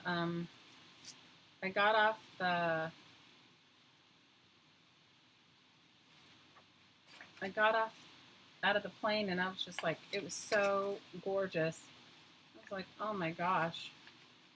Okay, let me see, maybe it'll look better this way.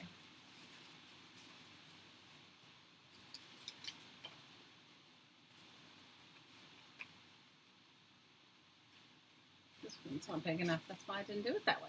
Duh.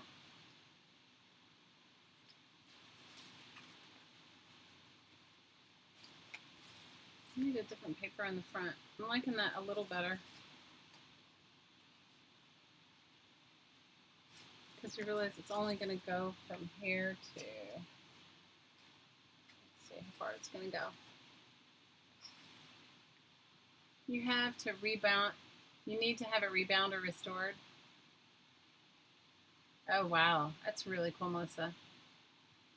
Karen's from New York. How many people, Carrie wants to know how many people live in West Virginia.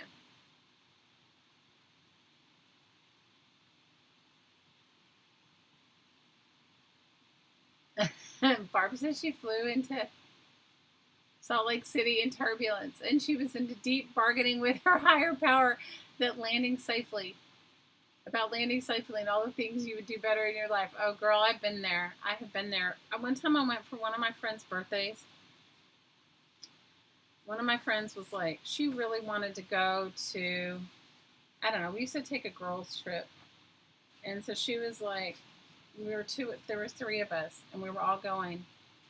And she was like, they were making fun of me. We were flying from New York to Myrtle Beach, and there was ice on the wings of the plane. And they were laughing at me, you guys, because I was sitting there meditating, going, I'll do better. I was doing the same thing, Barb. I was like, I'll do better. I'll be better. I'll do better. And they were like laughing at me. And one of my girlfriends goes, look at Shelly over there. She's like bargaining with the powers that be that she'll do. And I was like, shut up, you guys. That is some real stuff. De-icing wings. I was like, oh.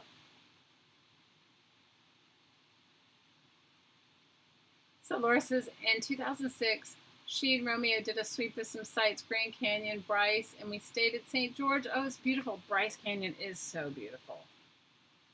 Oh my gosh, it is really beautiful. I agree 100%.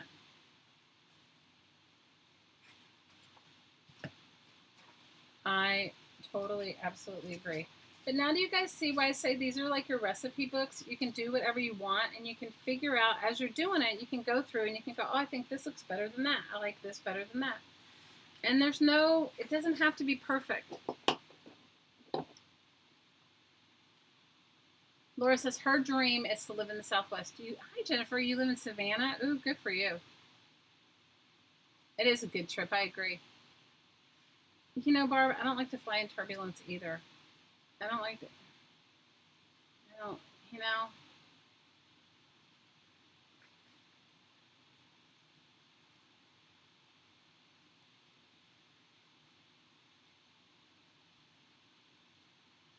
Liz says there's a heavy presence in the Southeast USA here tonight. Mississippi. Love Mississippi. The food's good in Mississippi too. Oh my God. The food's good there too.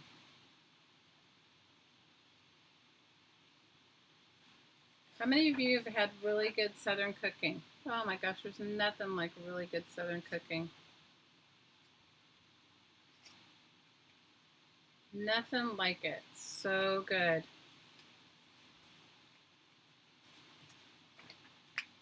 Now, I wouldn't say you have to put your papers all the way down. I'm going to cut mine off down here somewhere. I just was trying to get the top part covered.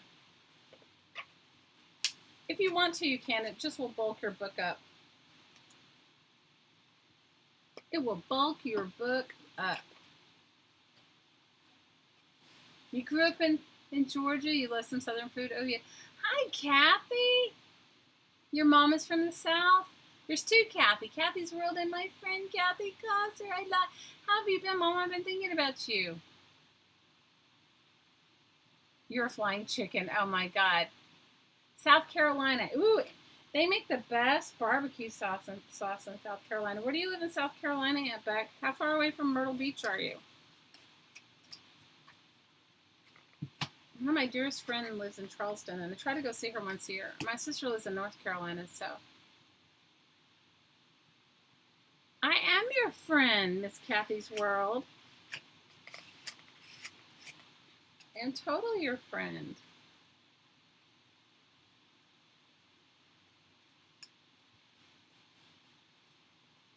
Yeah, Liz says Myrtle Beach, Savannah to Myrtle Beach, some good low-down seafood, definitely. Southern cooking, I know, right?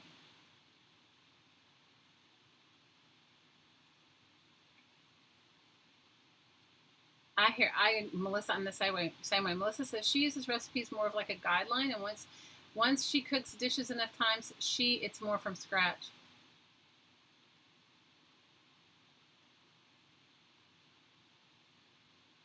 So Aunt Beck says it depends. If she's at her house in Case, it's 3 hours from Myrtle Beach.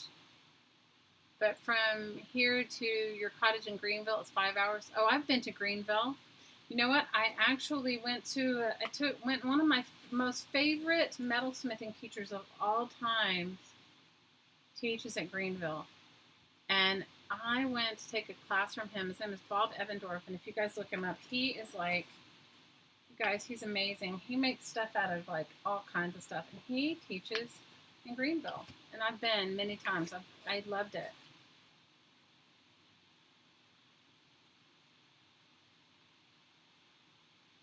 And Kathy says, hey, Erin, hurry up and mail my package so she can catch up. Well, we're just going to do this every Tuesday, you know what, until we finish. And, you know, we may, so that's why I say do multiples at a time. Because the thing is that if you, say tonight you, like, get the tea or coffee dyeing bug, how many of you do that? Sometimes I do, like at night. I'm like, oh, I'm going to coffee dye. My family thinks I'm cooking something good and I'm coffee dyeing papers. I'll coffee dye a bunch of papers, and then I'll be like, oh, this is so good, and then I'll have some stuff to use for my book. Anybody else like that? Anybody else a coffee dyeing, tea dyeing person?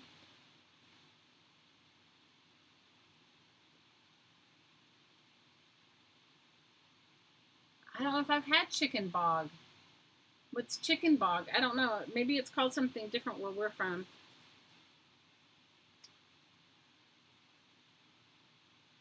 You started a lapbook journal? Oh, how fun. Hi, Lucinda.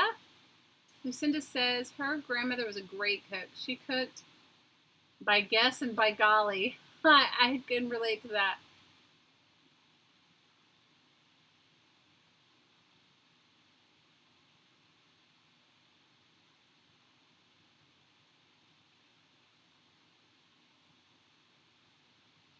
That's how my hottie says I've cooked. You've been coffee dyeing. You know, it's like addictive, right? It's like addictive. But my family goes, oh, what are you cooking or what are you baking? And I'm like, coffee dyed paper. They just kind of go, oh. They go, oh. Did our Poe leave? I didn't say goodnight to you. If you did our Poe, I'm sorry. I wasn't looking at the screen. I wasn't looking. Guys, sometimes I can craft and chat, and other times I can't chat. These color papers were dyed by Carla Caged Fish. She's got a great YouTube channel here. I love painty papers of all kinds, but you know what? I think I love other people's painty papers almost better than I love my own. How many of you guys are like that? We're like, I really like other people's painty papers better than my own.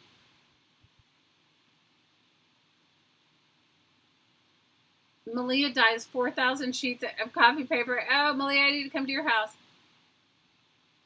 Liz says she likes tea-dyed paper. We love you, Poe, if you're still awake, because I know she has to go to work early, guys, and it's late for her. We love our Poe. Laura, I'm really going to try to come to Brooke's thing. I just got to work out the babysitting thing. I was kind of chatted with my daughter that still is, she was supposed to be on her way to China, but because of whatever we've got going on in our government, they're like, their work visas, it's not our government that's keeping it, it's the Chinese government. Their work visas are not coming as fast as they have before. So I was kind of like saying, well, if you guys aren't totally there yet, do you want to come back to Hawaii? I didn't get an answer. It didn't mean no, but I didn't get an answer.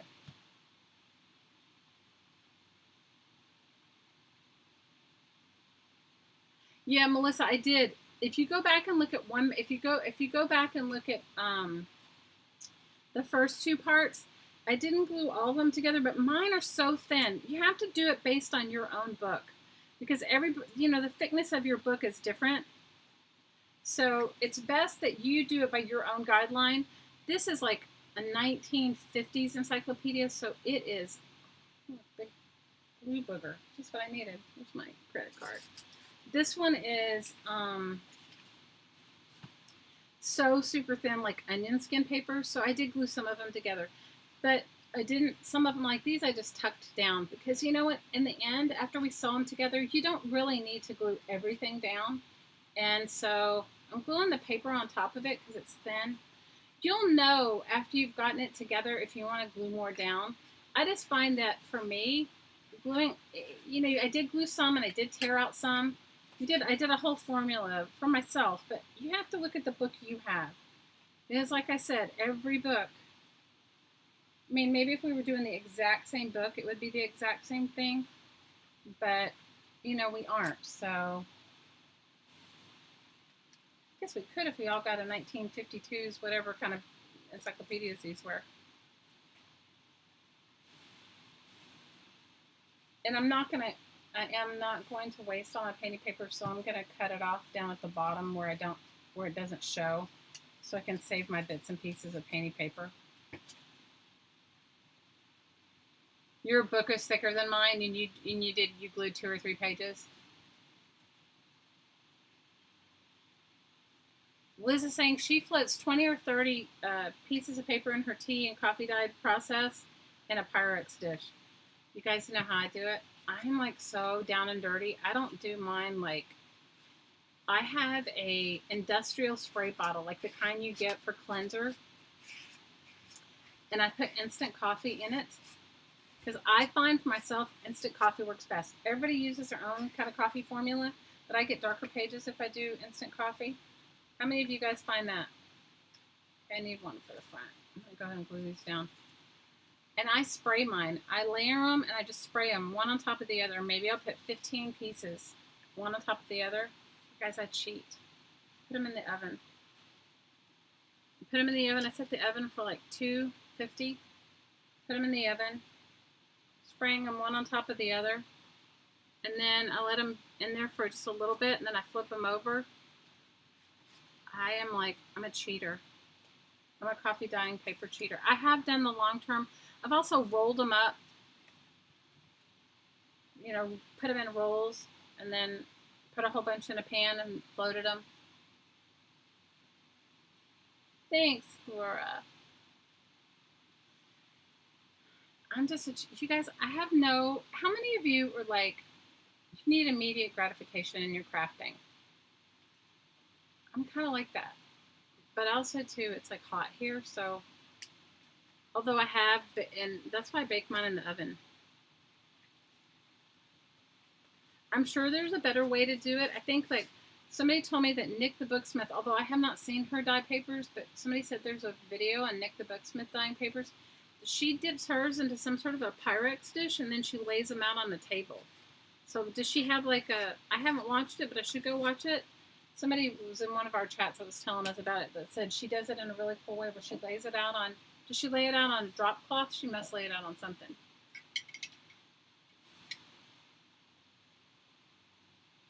Malia says she uses alcohol sprays to do the colored papers, but she doesn't bake them. That's good. Yeah, Laura, you're blue.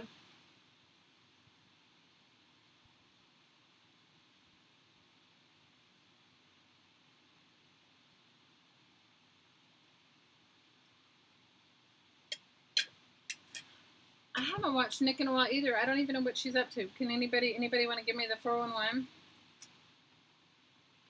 You guys, I have like a list of, do you guys ever like have a list of people you're like, I really want to watch this, and then your day gets away with you? That's how it happens for me. Okay, I need another page. I like the map. I like this. I would like this, except that I painted green underneath it. I don't feel like painting out that paper, so I need something else. I have to look through my ridiculous stash of stuff here and see what I have.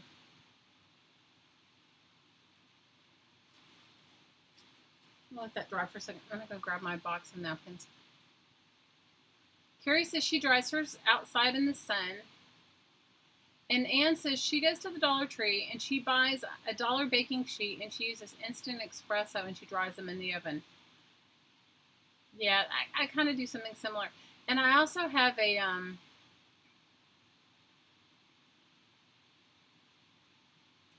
I also have one with holes in it. Do any of you guys have a pizza pan?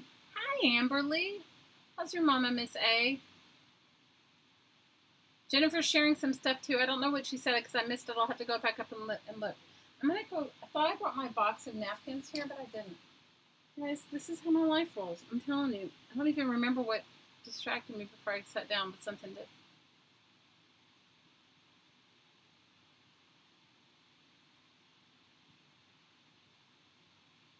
Jennifer, what did you write? What did you write? Liz is gonna look for it. Let me go back up and see what Jennifer wrote. Jennifer says,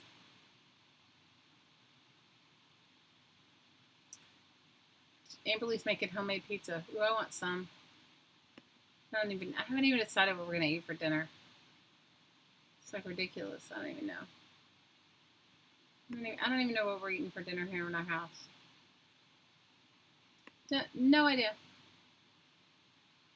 Okay, Jennifer says she quit coffee dyeing and she bought a roll of paint masking paper. Oh, that's good. You love the sound and the color. It's a coffee color and the feel of the paper, and you went to Walmart and bought it for $3. You mean like masking paper, like the paper that you put around the floor for masking? I probably have some of that. Oh, thanks, Laura. Okay, Amberly says your mom's doing well. Oh, that's awesome. Oh, that's so awesome, Amberly. Love to your mom. Love, love, love, love to your mom. Okay, what is Elizabeth? Hi, Elle. So what did you do? What's Elizabeth's?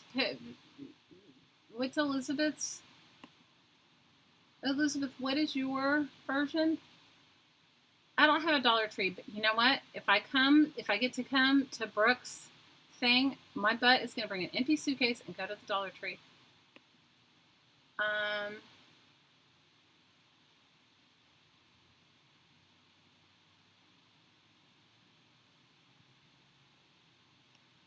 So Laura's saying, check out Never Hopeless Elizabeth for color paper dyeing. Okay, Elizabeth, you want to share with us how you color paper dye? But everybody, her name's right there. Just go to the right, 3 dots to the right, and then you can subscribe. She does food dyed papers, food coloring, you mean? Jennifer, I haven't watched Nick's video. I'm going to have to go. I love her. You cooked sausage and fried eggs? Oh, sounds so good.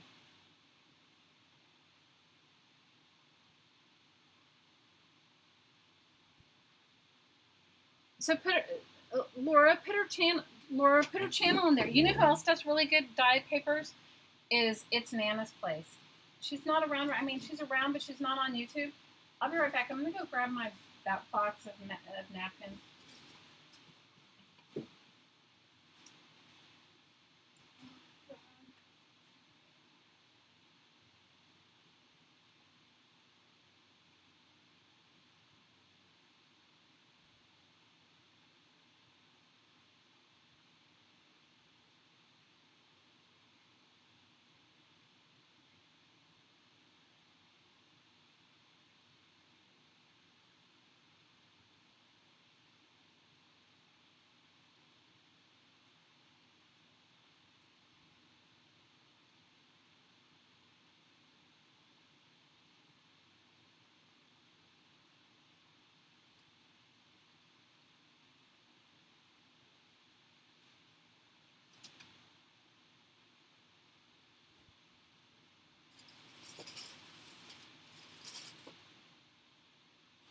Guys, I'm such a doofus. It was right here underneath this other box.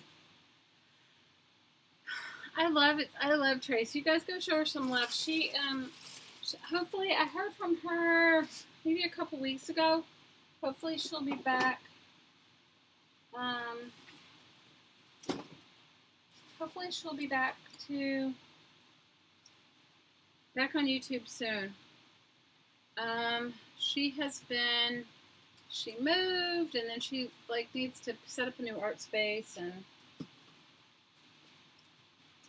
you know how that goes. She moved, and she's got to set up a new art space. Yeah, make sure you put Elizabeth's channel in there so that people can go over, and she does have some good stuff. You know who I bet, does Mary have some good stuff? Or Maridel Abrams, you guys know how much I love her. Or Mary Attier. You guys, if you guys are really hardcore, really enjoying some hardcore streaming, go and watch Mary's Marathon. Oh my gosh, she stayed. You guys, she puts me to shame. Like she had a marathon. Her channel is called the Mary Atier. And I love her, you guys. She is such a good artist and she's so sweet. She is like, I don't know. I love her. And she's just she's so sweet, such a love. I have the weirdest napkins. How many of you guys have just like the most weird napkins? Me. I do. I'm not complaining, and I don't need any napkins. I'm not saying it so people send me napkins, please. I'm just saying I'm looking at, I know I have more than this, but this is the one that I have close to me. I'm looking at these napkins. I'm like, these are some weird napkins. Here's one with eggs. I don't know. We'll figure out which one I want. Anyway, she did this thing. I don't know. How long did she stream, you guys? How long was she on? Oh, good. There's Mary's channel. She streamed. How many of you guys were at her stream? I stayed for a long time. She streamed. Were any of you guys, any of the rest of you there? She streamed really long. It was amazing. Okay, I like the eggs, but not there. 12 hours. She and Stacy, man. Stacy Pink Poodle Crafters, who I love too. She can stream like nobody's business. Okay, here's some crowns.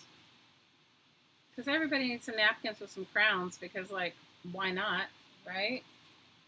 It's kind of too much the same color. Some sunflowers. You went in the morning? Oh, I tried. Hi, Janine. I tried to stay up with her. Because at some point I finally had to lay down. Finally I was like, okay, love you, Mare.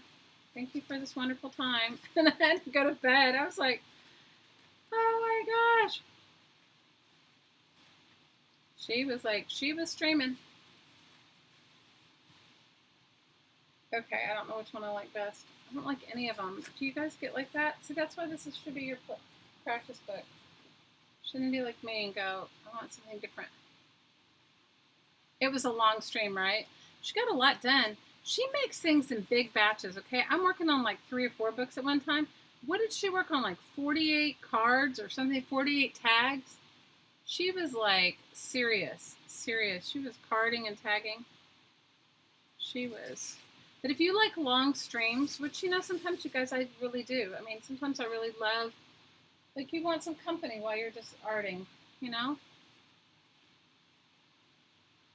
Mary is like a machine, man, and she paints so beautifully.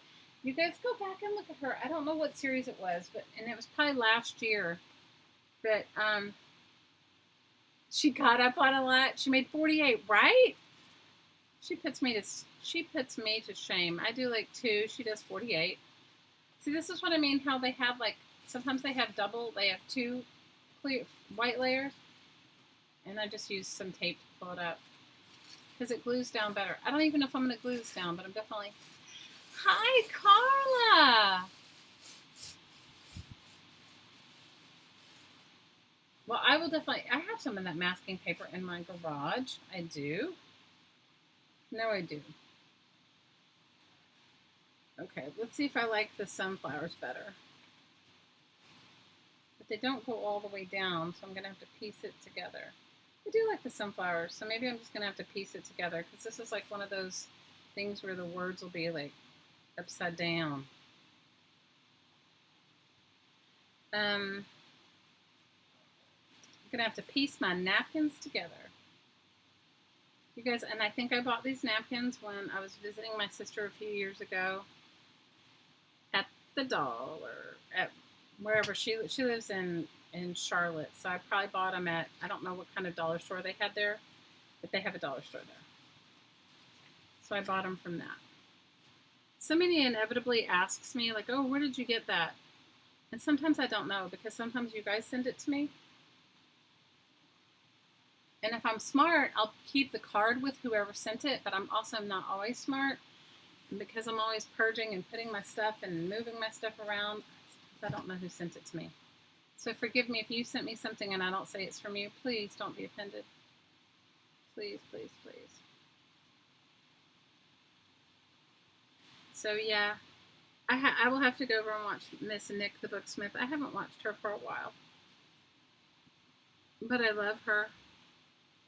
Did you guys hear her car story? That was like the craziest story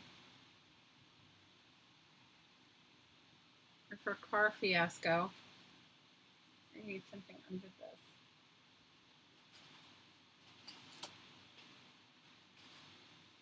So how many of you guys are going to take any sort of fun summer classes? Anybody signing up for anything fun?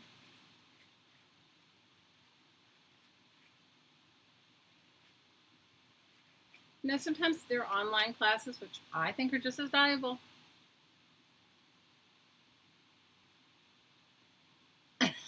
Laura says, I agree, Laura. Laura says, you need the crown napkin, JL? Well, message me on Facebook and I'll send you some crown napkins. Laura says she thinks it's best to walk the earth, not being offended. Oh, Rosemary's encaustic class. Oh, you'll have to tell me how that is, Laura.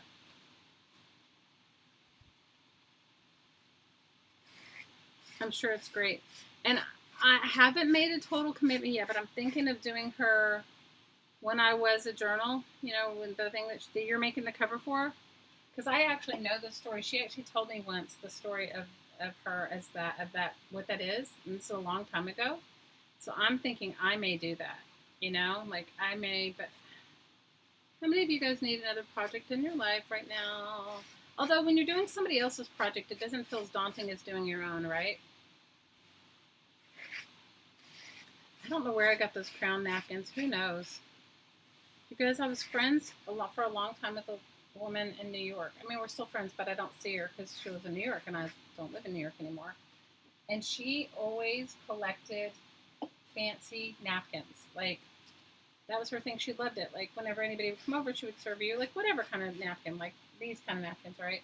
And I may have gotten them from her because that would have been something she would have bought. Would have been crown napkins. She would have totally bought crown napkins. Crown napkins would have been her deal for sure.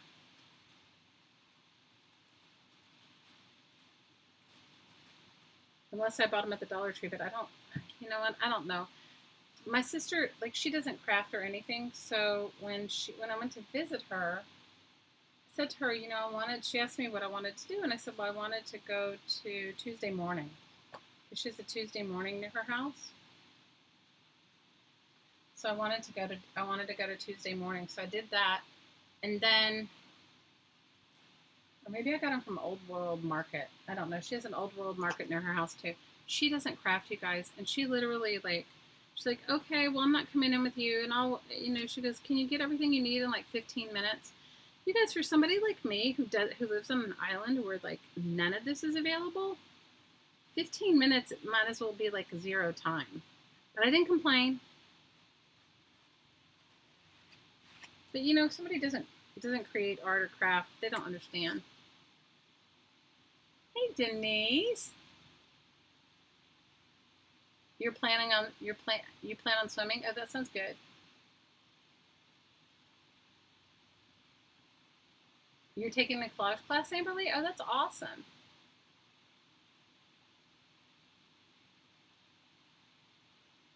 You don't have any Tuesday morning in New Hampshire either? Well, you know, my thing is this is that, you know, when you go into places like that, you guys know, when you go into places like that, you need to look. And you also, like, you guys, I have a small space, so I don't need everything, but I want to kind of contemplate what I am going to buy. I mean, maybe that's wrong. Maybe I shouldn't contemplate anything. Maybe I should just buy it and, like, let it go. But, you know, I wanted to look, and I don't know. Don't you think half the fun of shopping is the looking part? I can't be the only one that thinks that. Yes, you guys, I am kind of fussy cutting some napkins just because I didn't want the words to be upside down. And maybe hopefully I didn't glue this one down too good. Of course I did, because that's how I roll. I glued it down too good. I'm going to have to overlap one there too. You know, it's super fun. I like you have a Tuesday morning near you, Kathy. Oh my gosh, is that like, how many of you guys go in there and spend money like you would not normally spend it, but it's like so cheap on sale that you go, I have to get it.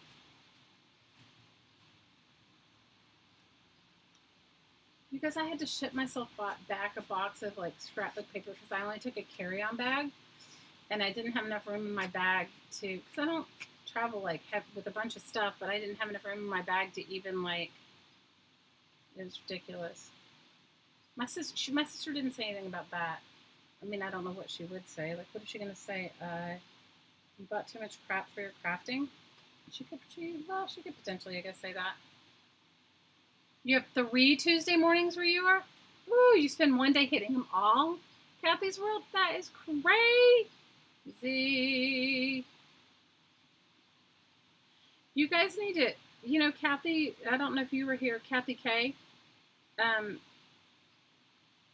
Brooks from Recreations with Brooke is doing a Brooks Roadshow. And I don't know what kind of crafting and stuff she's doing. I don't know that far, but she's doing one in Pennsylvania. And I think Laura's going. But I think that it's like, it might be a fun way to meet a bunch of people. She's doing it like, it's like 4 days. I don't know exactly where in PA, though. Laura knows because Laura's going. Laura, where is it in PA?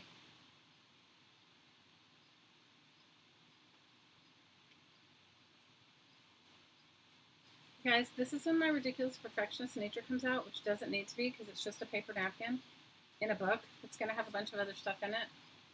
But, you know me, I just can't let it go. I got to, like, mess with it a little bit.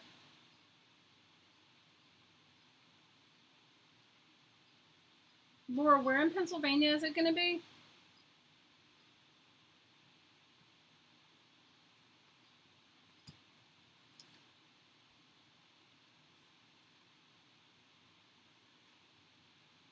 All right, I'm definitely going to order some glue sticks. I'm definitely going to do that. I'm going to order them from Amazon. Wilkes, do you say Wilkes-Barre, PA? It's far from you? Ah. Well, you never know. Laura lives in Jersey, and Laura's gone. I don't know. You know all that. You guys, everything is far away from me. If you guys live near Florida, you guys should get together and go to Carla's. She does stuff monthly there in Lakeland, Florida. If you guys are anywhere near her, I would so go in like a heartbeat. Wouldn't you guys like to go meet her and hang out and make collages with her? I would.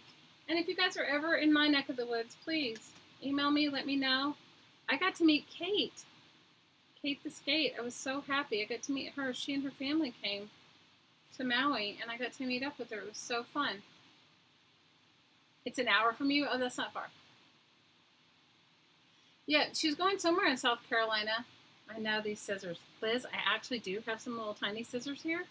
I think I can't fussy cut with tiny scissors.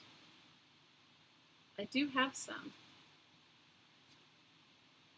Actually, I have some tiny scissors. Am I the only one that can fussy cut with big scissors, or like does fussy cut with big scissors? Liz always makes fun of me, and rightfully so, because you should be fussy cutting with small scissors. And I have small hands, so you'd think it would be easy, but I don't know. I think it's all what you're used to, right? So somebody asked, did I glue my pages down? No, because can you see I didn't glue my pages down in here? And I may go back and cut those off. And the only reason I'm putting a magazine page in between is because the glue is still sticky. And I still need to cut another piece to lay on top of it.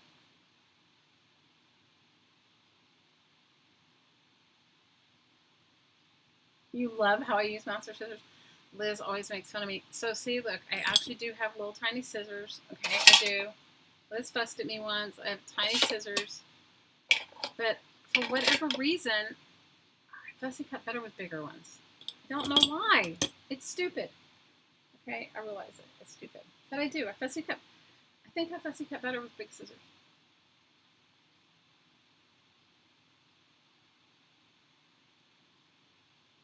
She's an hour and a half from you, Denise? Ooh, I would so go. Now, you guys, okay, this is how out of the YouTube groove I'm in, okay?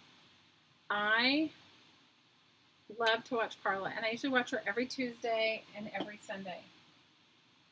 if I can, if I'm home and but the school, we had all these things at school toward the end of the year, all these field trips and all this stuff. And so I was like, not, for my daughter that's 12, by the way, I'm not personally in school. Although I did graduate from the 6th grade again. Guys, I feel so accomplished. So I haven't been able to watch, and sometimes I'll watch the replays if I can, but I have them on in the background, like while I'm doing stuff. How many of you guys like to lurk like that? Like you're like, okay, I have all this stuff I need to get done. I'm going to put it on in the background while I'm doing whatever I'm doing, right? Well, today, because of the Tasmanian devil was like too much today, and I was like Tasmanianed out, and then I had something else I had to do, and the phone call, and you know how it just gets, one thing goes to another. Well, I missed Carla, so I was like, okay, I mean, barely missed, but I guess she ended her stream a little early today. So I have her stream on, and I hear her say, that she's not going to stream again until August. She's taking July off. So I'm like, darn it, I missed all of it. So I don't know when she's going to have her meetup. Maybe she won't have another one until August or the fall. So, but she did say that that tiny sketchbook project that she did with the Brooklyn, it wasn't the Brooklyn Museum. What was it called? Do you guys know? She said that it's traveling to Europe. So if anybody wanted to see and catch her,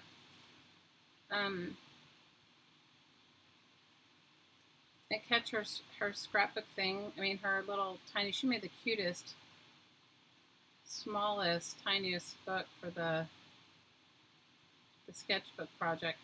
Okay, I don't advise you fussy cutting with big scissors with thin layers of paper napkins while a fan is blowing. It's a little bit challenging. Yeah, she's taking the whole month off. I don't know why. Did you, Denise? What did she say? She said she's working on a family project, right? Isn't that what she said? Because I didn't get to hear all of it. I had other stuff to do. I had it on in the background of like whatever else, and I was like,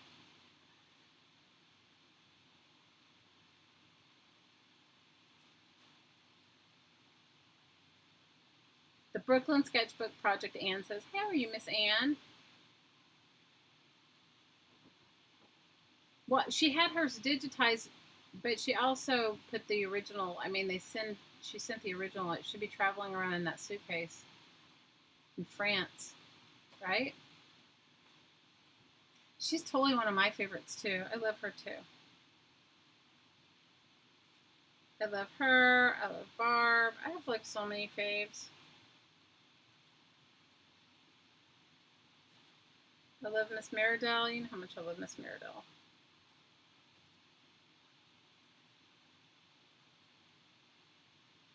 Meridell reminds me, I had an aunt that was much like Meridell, and she reminds me of my aunt so much. And I love hanging out with her. Because I have been like, I don't know, been in my own funk. But on the upside, I have lost 25 pounds on keto. Can you believe it? 25 pounds.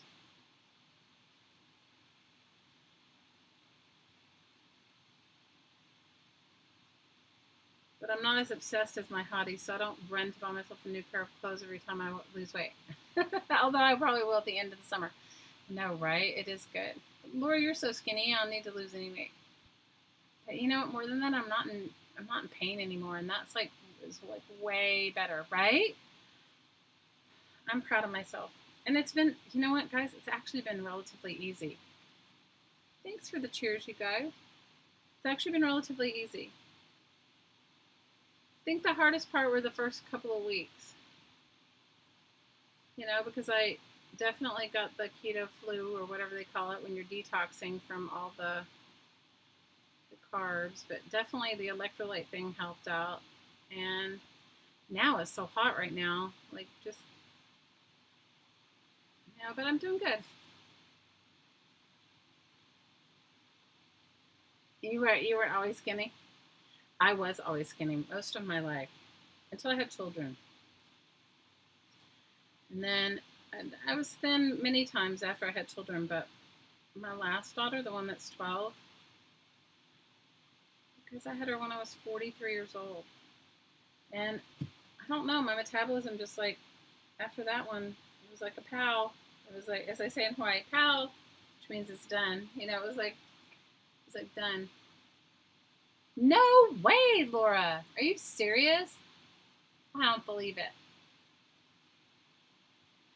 Hi, Max. How are you?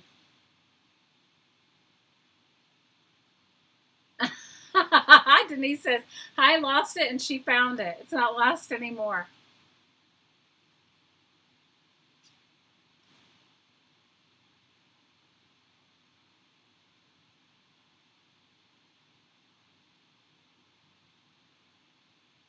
I'm proud of you too, Amberly. Congratulations. Well, girls, I'm telling you, if you're like remotely trying that diet, do it. It's not so difficult. The only thing I found for myself was that food prep. You know, food prep. And I found like a few things that have really helped me. Like, you know, I do have a sweet tooth, and so I made myself some keto brownies, and I looked for the vegan versions of things because dairy doesn't always do great for me. So, oh, Max, I'm so happy. Congratulations, Benny. Congratulations, Amberly. So I've made myself some vegan keto brownies, which are actually really good. I mean, I don't eat them every day, but I have one once in a while. And I found, like, for myself that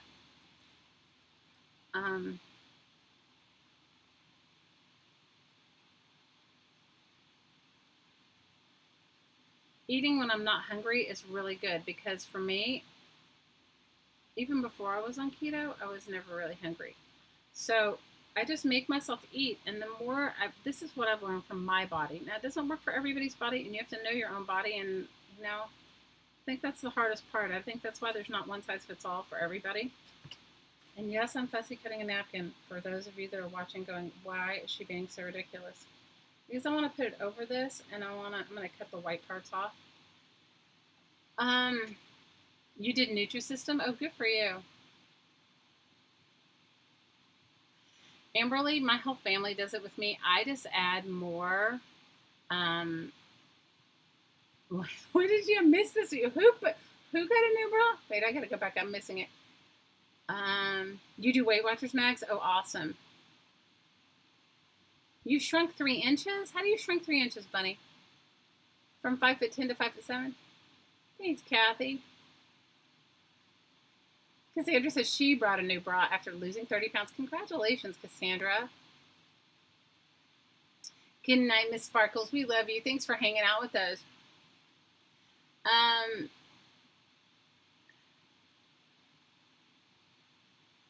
Your father put you on Nutrisystem when you were 10? Oh, that's horrible.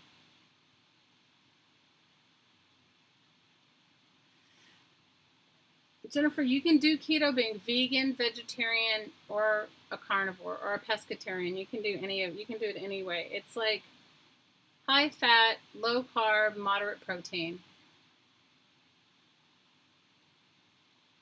I know, Curly. I had the same image of myself, and I was not fat. It's ridiculous.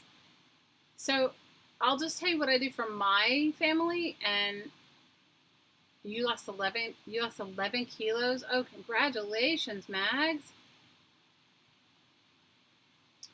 So this is what I do. So like, I'll just give you an idea of like what I cook. So like I made steak the other night. So I made steak, and I made coleslaw, and I made asparagus or green beans, depending upon what I had or what I got from the farmer's market. And then for my daughter that's 12, I just make her more carbs. Like I'll make her corn on the cob or mashed potatoes or some pasta, but I just don't eat it, right? And so that those that want to participate can eat everything but the mashed potatoes and the corn. And it's not that you can't ever have that again, but you want to get to the weight you want, and then you want to add the carbs back in slowly until you can figure out where you don't gain weight anymore. You know, that's all it is. So that's all I do. So Amberly, like I cooked fish. What did I make? I made some grilled fish, and I made some roasted red peppers and um, made roasted red peppers, and then I made big salad, and then I think I made some zucchini that night. I must have made like sauteed zucchini, and then for my daughter who's 12, I made her whatever if she wanted it. Like I made a potato or something she wanted, pasta, whatever she asked for. And then the rest of us just had. So that's how I do it. Oh my gosh, you guys see? I cannot have any. Can I have the fan on? It's like totally ridiculous, but it's so hot in here. And I have it across the room too. It's not even blowing anywhere near me. What did I miss? Let's see. Keto works. You know what? Keto only works when you get yourself fat adapted, and I think that's the hardest part is getting fat adapted and understanding that you're taught so many things.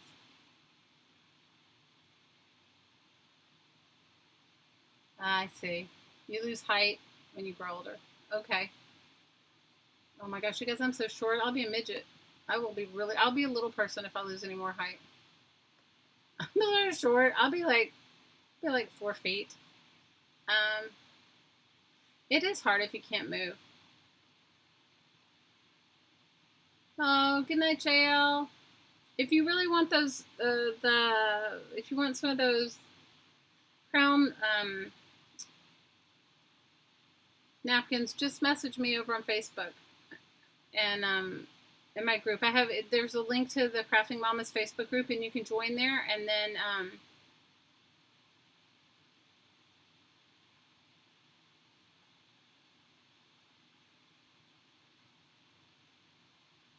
I'll mail you some. Amberly says her 3 older kids are healthy weights. Her 4-year-old is chunky, but she's little. She'll grow out of it. She's lots of muscle, so you're not worried about them. You're making a goal to teach them better than you were. Yeah. Mag says she's 71. She hasn't started to shrink yet. Well, that's good for me, Mags, because I'm already really short. Oh no. Jennifer, you know what? You can go if you go and look. There's some amazing keto baking recipes. There's amazing. It's not like you have to go. I mean, I'm making brownies. They're like really good. So for me, I actually did it because one of our crafting mamas has some similar ailments and physical conditions that I do that I don't really talk about, and so she was like mentioning that she has, because I don't like talking about that sort of stuff. It's like a real downer, and plus it also like then everybody starts thinking about you like that, that you don't need that kind of thoughts on you. So she mentioned that she had done a keto diet and that the pain in her body had gone away. And I thought, okay, I'm doing it. And so I did it for the pain more than anything. But the side effect has been losing weight, but I have to tell you, because I have so much more energy, and I always have a lot of energy, but I have more energy. And you guys, I don't think I used to take a lot of, I can't take pain medication. It just makes me sick to my stomach, so I can't take it.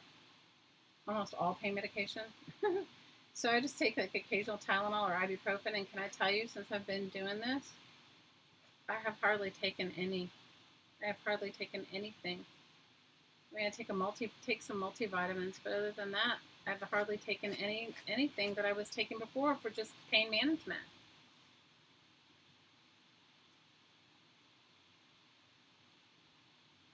Oh, Amber, I was raised like that too. Good night, Kathy. Love you. So Amberly says that her dad was the one who always finished your plate parent. He was always, I finished your plate parent. And if I went to a buffet with your brother and I had to eat your money's worth, which was usually 4 plates, sodas daily, was never allowed. I understand.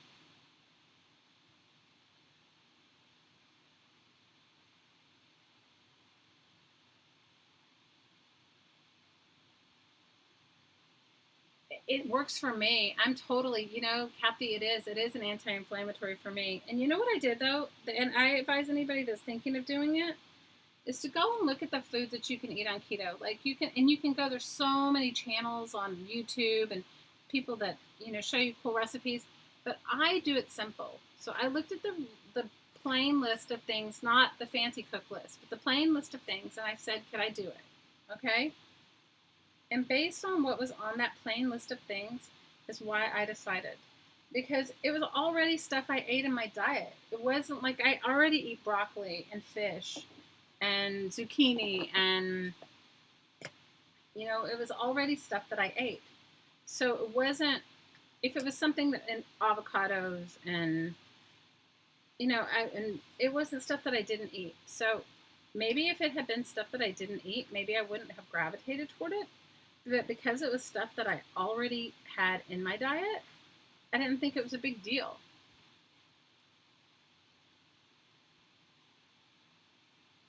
Oh no. Well, I don't think I'm heavy enough to warrant gastric bypass surgery, but I can just tell you this, the 25 pounds, if I lost another 25 pounds, you guys, I think I would be at my perfect weight. For me. But I don't know, because like I'm looking at my partner, and you guys, he only did it to support me. He is like the most loving, supportive partner. I have to tell you, I won the lottery with partners. I really did. And he's only doing it to support me, and I have to work on fussy cutting this side because it looks weird. Did I glue it all down? See? Glue it all down. Darn it. Anyway, so he's been so supportive. He only did this diet to support me. And so, he didn't have any weight to lose. He's like 6'3" or 4", and he was like,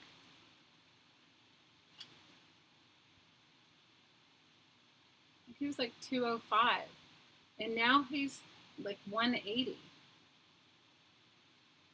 And he's just noticed a huge difference in the inflammation in his body. And he says he's never felt better in his life. And you guys, he's done all kinds of diets. He's been like, not to lose weight, but he's like very interested in how things affect you. So like, he was vegan for a long time. He's been vegetarian. Did macrobiotic. He did, we juiced. He was raw. He ate raw. I mean, he's done all kinds of things. And he said this is the first way of eating he's ever been on where he never thinks about food, where he's never hungry.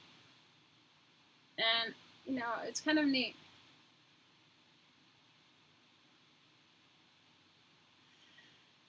Maggie, the only difference is you can't eat fruit on keto. You can only have until you get to your weight. Okay, so let's get clear. Until you get to your weight, you add it back in.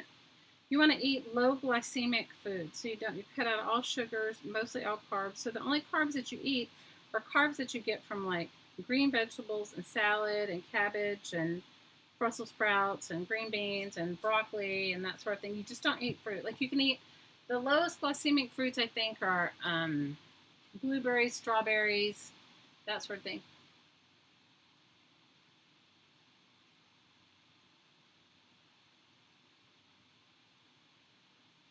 It's not magic. It is definitely not magic. Oh, you're talking about gastric bypass?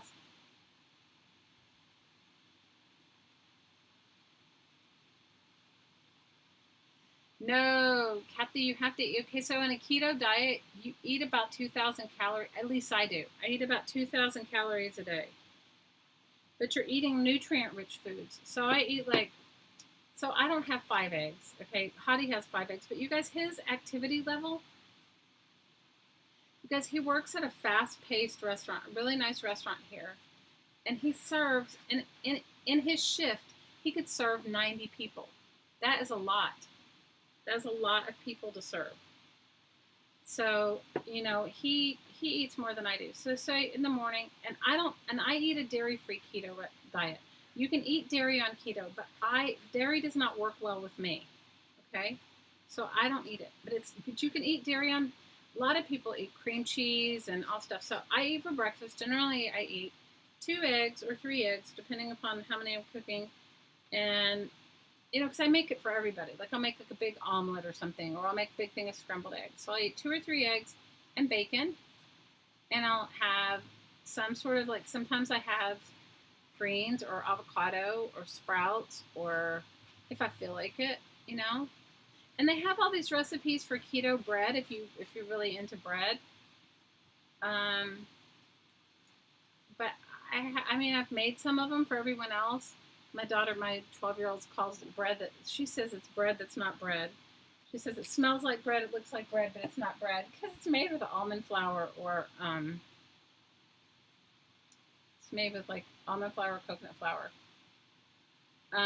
So it doesn't have the same properties as, you know, regular bread. And then I have that, and then for lunch maybe I'll have tuna salad and half of an avocado, or maybe a whole avocado if I feel like it, or I'll have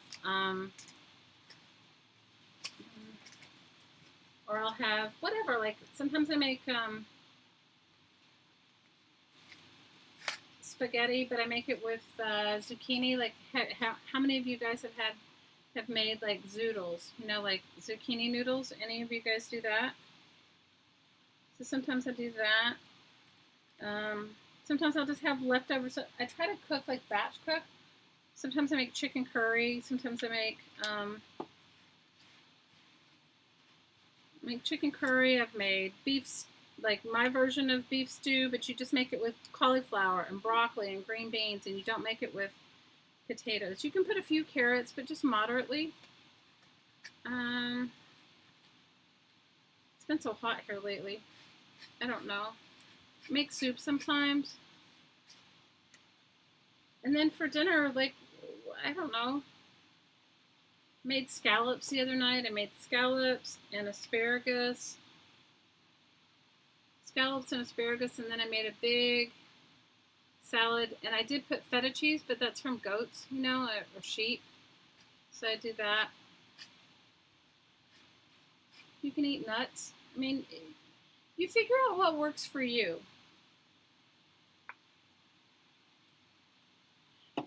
But you know, you also like you get like a carb counter on your phone or one of those things, and that'll just sort of keep you more accountable. Like you'd be surprised what has carbs in it. Okay, let me see if I like this one. Hopefully it won't stick together. I need to find my wax paper. I'm liking that one better. Maybe I shouldn't have put yellow on yellow, but I did. So maybe after it dries, I'll add something different. But I'm kind of liking it because it's going to have tags in the pocket. A little busy, but it's good.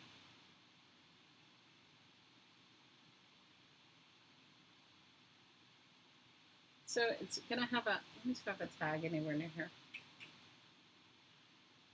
I don't know. Check it out and see if it's for you. I'm not saying it's a one size fits all. Was it you, Bunny, that says one size doesn't fit all? I agree with Bunny. One size does not fit all.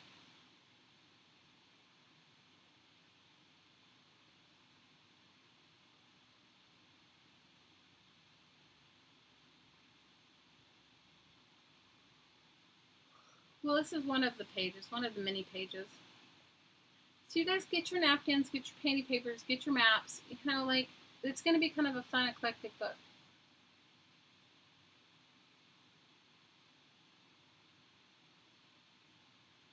Oh, I'm sorry. I'm Sharon, I'm sorry.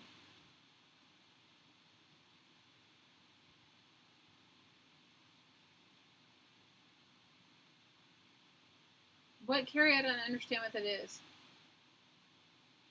What is Zakine Tears? I don't know.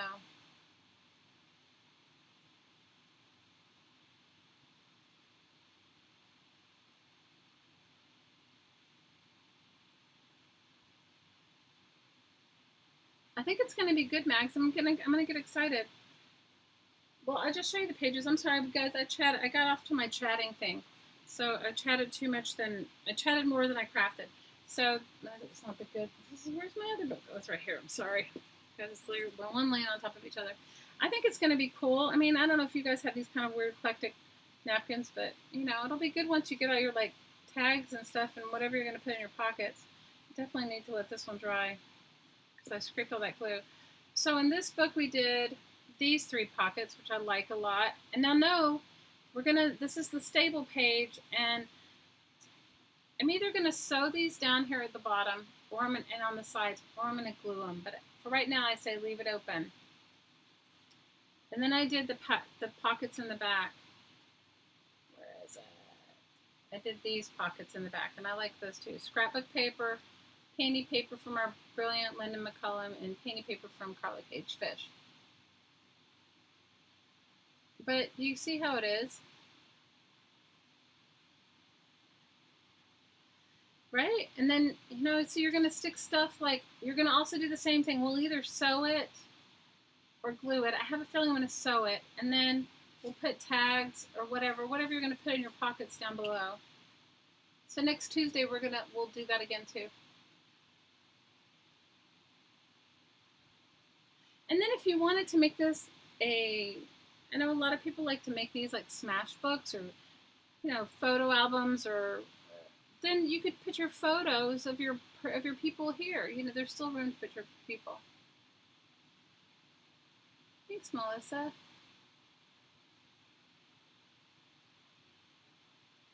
Two of your favorite things, fun and eclectic. You know what? I think, Laura, your fabric pages would be like gorgeous in this book. Especially like if you have thinner ones, that aren't, if you did like, or just did one fabric piece at the top, or maybe just like a fabric swatch in here and then did paper and paper, it would be gorgeous. You made an accordion in the back? Yeah, there's an accordion in the back of the book. If you guys go back and watch the first two things I did do, I walked us through, we did it like, they were short videos because that was when I was running off to do my kid to the school. So the accordion's back here. You did a 3-pocket accordion? Good job. I have done many 3-pocket accordions, but this was only a singular pocket accordion in the back. But the other thing I was going to tell you is if you guys have those books, 1 Minute Money Manager, those are great books to alter. I have altered more of those little 1 Minute Money Managers, or the or Who Moved My Cheese, or the Bridges of Madison County. Those are really small books. Those are like really fast, really easy to alter, and you can't get them wrong. No matter what you do, you can't get them wrong, right? Because they're so small. I don't even have any wax paper. You guys, like, how did I get over here with no wax paper?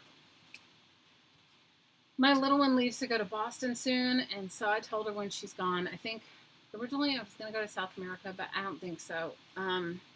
See, too bad Brooks thing's not right now. I could go then. It wouldn't even be like I wouldn't even have to think about it. But I was going to go visit my friend in South America, but instead I think what I'm going to do is I think I'm going to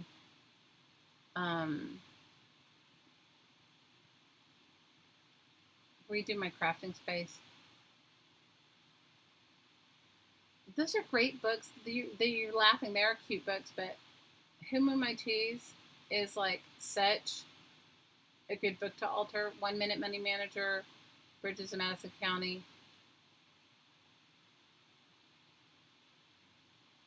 I haven't seen Nick the Booksmith's lap book. You know who made the most beautiful lap book I've ever seen is, and I don't know her name, but I know her channel, I think, is the Bohemian Crafter. Have you ever seen it? Good night, Curly. Have you ever seen the Bohemian Crafter? Oh my gosh, she's amazing. And I don't remember where she lives. She lives like, she might live in Croatia. Or maybe she lives, I don't remember where she lives. She's made, go look her up. And I don't know her personally. I'm not an affiliate. I don't know anything about her. But she has made some of the most excellent things. Hey, Tammy. Yeah, right? Oh my God, Laura, when you see her work, you're going to go, I'm never going to craft again. She is like, what's her name? Can anybody tell me what her name is? I haven't watched her in a long time. She's got a very beautiful accent, and she laughs all the time. She's really great.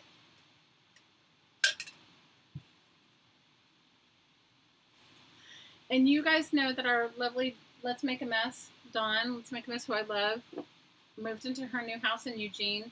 You guys go over and check it out. She's done a couple Happy Mail things and some cool things. Go show her some love and tell her welcome to her new home. Eva, that's her name. Eva, thank you, Jennifer.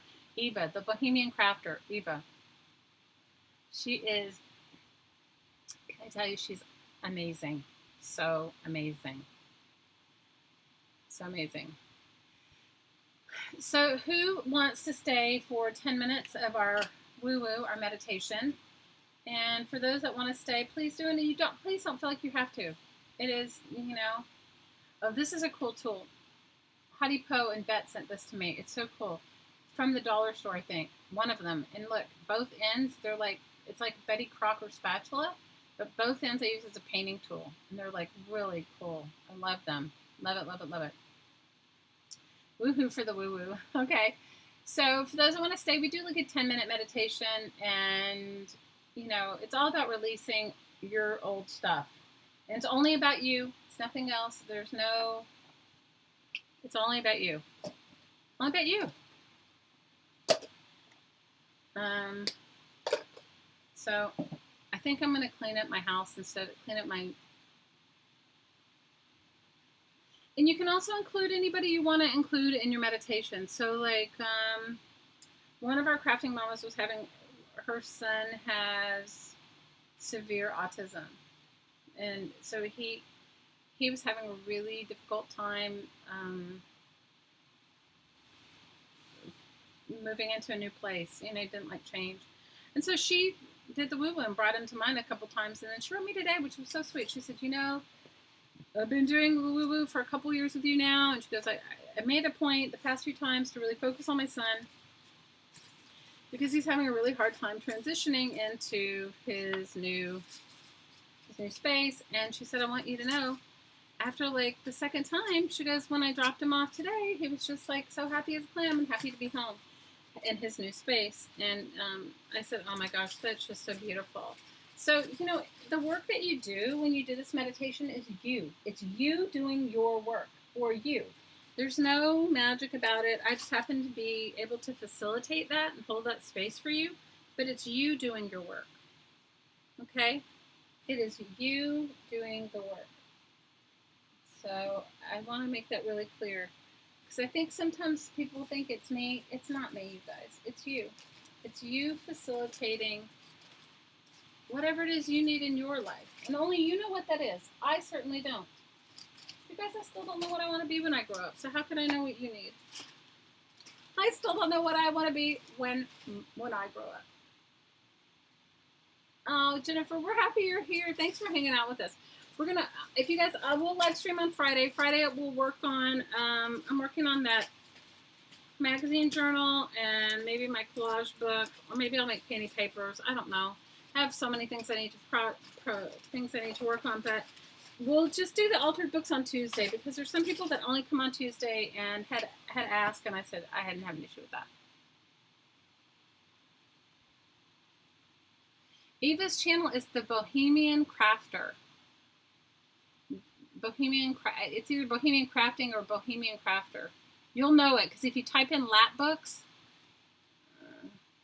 she does them, and they're amazing. You guys will love it. So if you want to do this meditation, if you feel like grabbing yourself a glass of water, bring it on. It just helps support you, and you can drink it as often as you'd like through the week, or add it to anything that you do.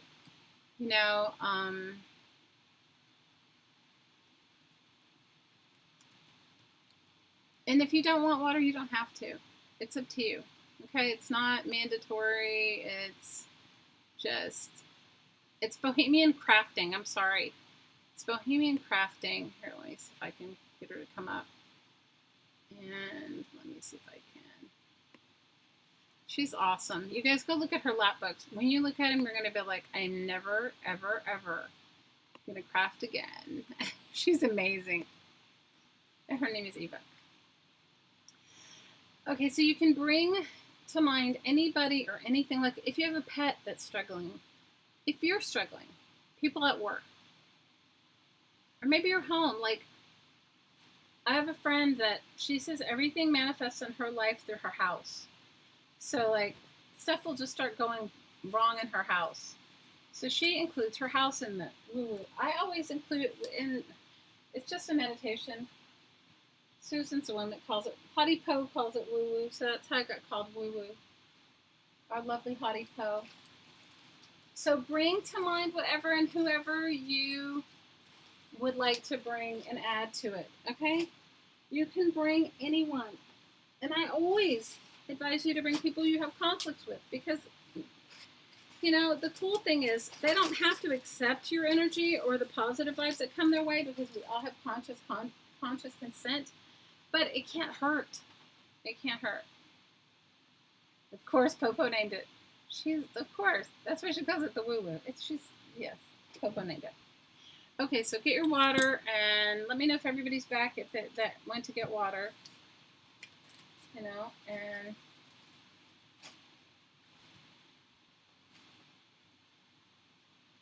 so share and include him. Look, it can only get better. It doesn't get worse, okay? It doesn't get worse. It only can get better. So include them. Now, it's up to them, whoever you're including, for them to accept the energy work. You know, it's not, but it's all good.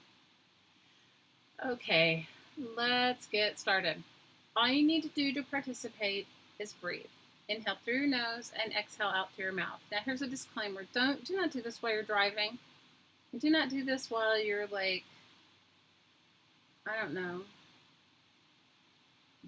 Just sit and give yourself the 10 minutes to do this, and do this solitarily, because sometimes what happens is when you allow yourself to deeply relax, and when you allow yourself, give your self permission to be in a calm or different space, you can go thoughtless. And you don't want to do that when you're driving, and you don't want to go thoughtless when you're doing things that need to require,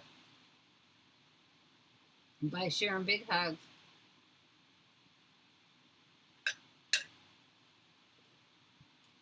So bring to mind anybody you'd like to include, and I always include all of you in my daily meditation. Bring to mind any situation, any people, places, things, times, and events that you'd like to see a better situation from. It can be anything. Always include your home. So right now, just think of your address and say, I'm including you. I also invite you to pick a point on the earth to include. You can include an element or a place itself. You could always include your home, but you could include, like, say, the water. Maybe you guys are having extreme floods in your area, so you definitely want to be communicating with the water and the land. Maybe it's the air. Maybe the air quality is not good where you live. Maybe you're having extreme temperatures. You can include all that. Maybe you're suddenly aware of, that your animals need more, or anything. There's nothing off limits, and you can always, your imagination is your limit, and you can always include your pets. So let's get started. So inhale through your nose and exhale out through your mouth. Receive and release. Receive and release.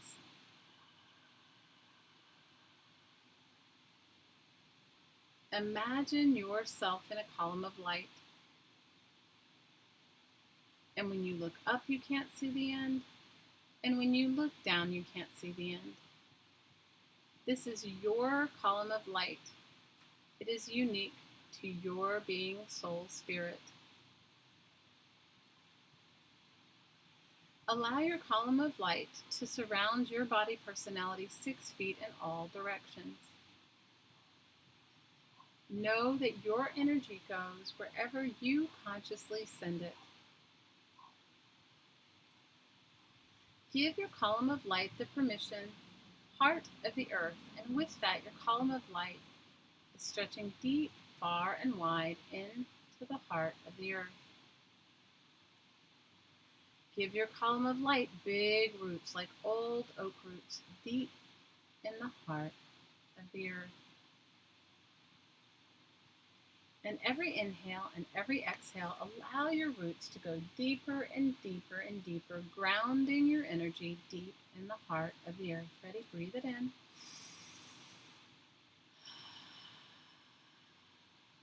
Breathe it in. And breathe it in.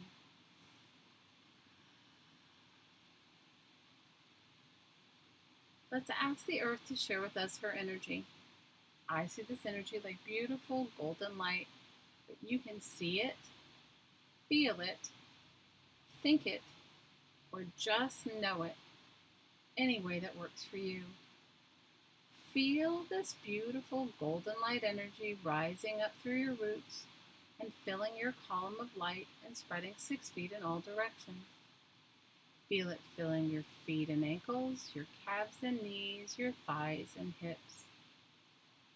Feel it filling the base of your spine, your lower abdomen, your waist, your chest and back, your throat and neck, your shoulders, your arms, your wrists, your hands, and out every finger. Feel it filling your neck and throat, your face and head, and feel it fountaining out the top of your head as high as you can imagine. Ready? Breathe it in. Breathe it in. And breathe it in.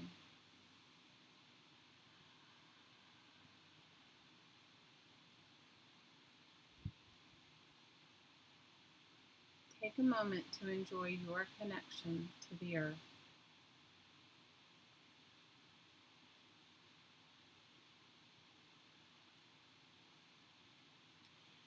Give your column of light the suggestion, heart of the divine, heart of creation, heart of heaven, heart of the central sun.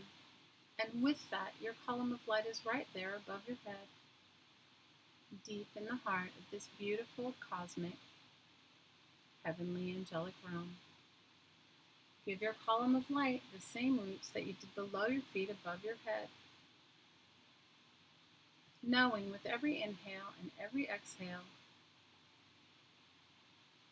your column of light anchors itself in the heart of the earth, in the heart of creation. Let's ask this beautiful cosmic angelic realm to share with us this energy. I see it like silvery diamonds, but you can see it, feel it, think it, or just know it any way that works for you. Feel this beautiful cosmic energy pouring through your column of light, mixing through your light and with the earth's energy and spreading 6 feet in all directions. Feel it filling your head and face, your throat and neck, your shoulders, your arms, your wrists, your hands, and out every finger.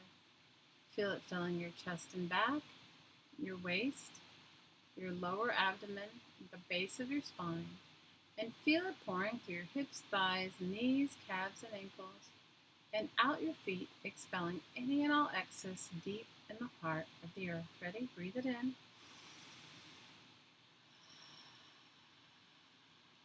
Breathe it in. And breathe it in. And take a moment to enjoy your connection to heaven and earth. Now I'd like you to focus on your heart. Put a window in the center of your chest and your heart, and allow this window to open. On the inhale, I want you to give your body personality permission to breathe yourself back in, all of the pieces and the parts of you that you've allowed to leave. Just breathe them right back in, and on the exhale, I want you to give your body personality permission to release any cords, patterns, people, places, things, times, and events that no longer serve you now. Ready? Breathe yourself back in and let go of anything else.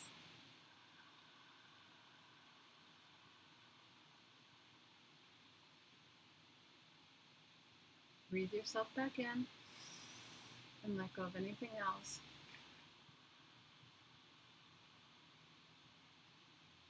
And breathe yourself back in.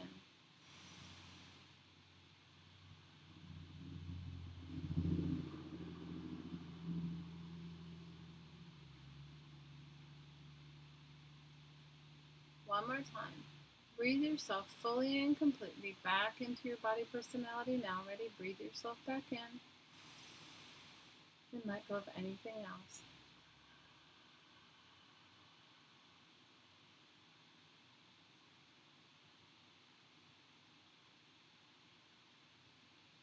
Let's add 2 more points of light.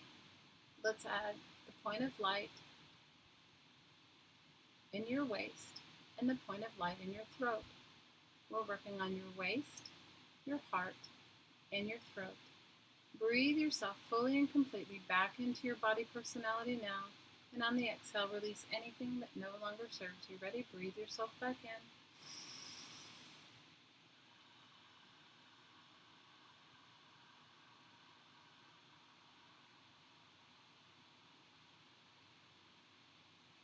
Breathe yourself back in.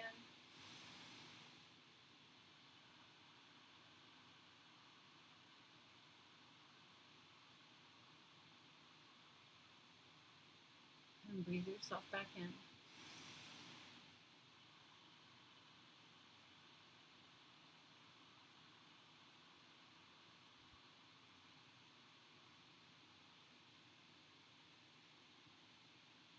Let's add 2 more points of light. Let's add your lower abdomen and the center of your forehead. We're working on your lower abdomen, your waist, your heart, your throat, and the center of your forehead. Give your body personality permission to breathe yourself fully and completely back into this being, soul, spirit now. And on the exhale, release anything from all time, space, and dimension, all kingdoms and planes, releasing all cords of people, places, things, times, and events that no longer serve you. Ready? Breathe yourself back in.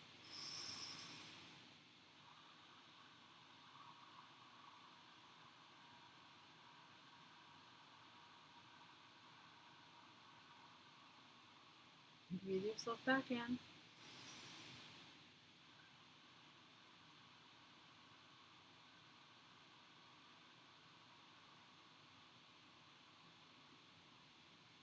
And breathe yourself back in.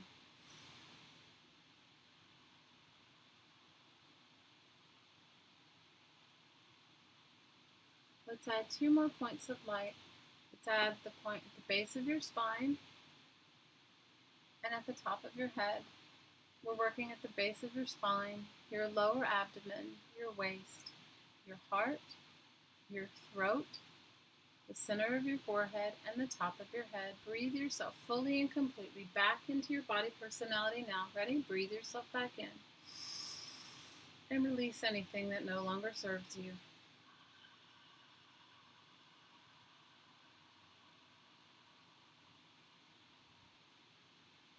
Breathe yourself back in.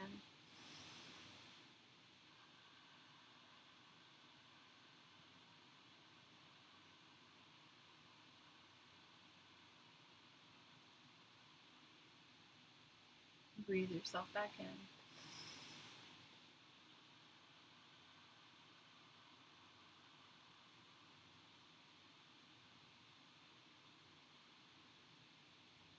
Let's add 2 more points of light. The point of light 1 foot below your feet and 1 foot above your head. You're working 1 foot below your feet, the base of your spine, your lower abdomen, your waist, your heart, your throat, the center of your forehead, the top of your head, and 1 foot above your head. Breathe yourself fully and completely back into your body personality now. And on the exhale, release anything that no longer serves you. Ready? Breathe yourself back in.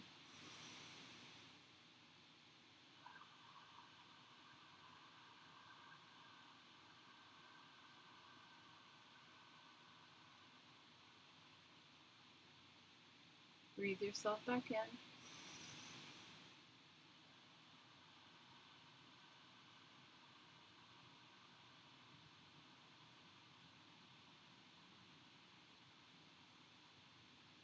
Breathe yourself back in.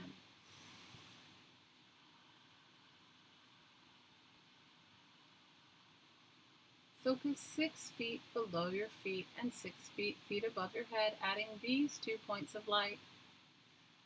We're focusing 6 feet below our feet and all the points of light between 1 foot below our feet the base of our spine, our lower abdomen, our waist, our heart, our throat, the center of our forehead, the top of our head, 1 foot above our head and 6 feet above that. Breathe yourself fully and completely back into your body personality now. Ready? Breathe yourself back in.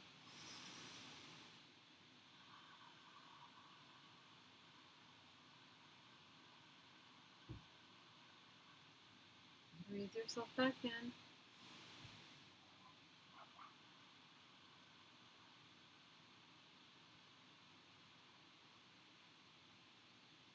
Breathe yourself back in.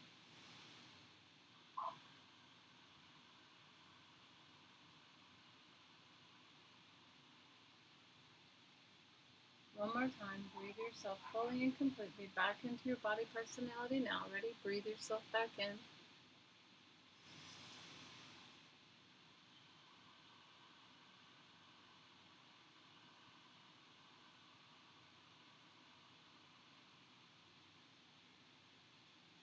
Let's add 2 more points of light. One where you meet in the heart of the earth, where your roots are, and one where you meet in the heart of creator creation, the heart of the central sun, the heart of the divine above your head. We're focusing in the heart of the earth and all the points of light between, 6 feet below your feet and all the points of light between, 1 foot below your feet and all the points of light between, the base of your spine, your lower abdomen, your waist, your heart, your throat, center of your forehead, the top of your head, 1 foot above your head, 6 feet above your head, and where you meet in the heart of creator creation energy, the heart of the divine and the heart of the central sun. Breathe yourself fully and completely back into your body personality now. Ready? Breathe yourself back in.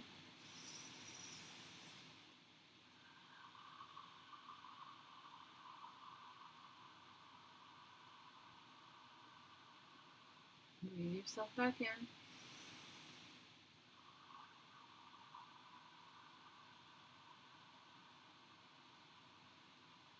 And breathe yourself back in.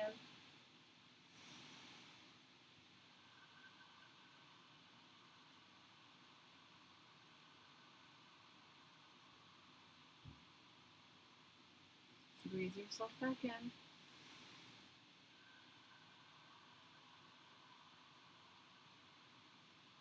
Breathe yourself back in.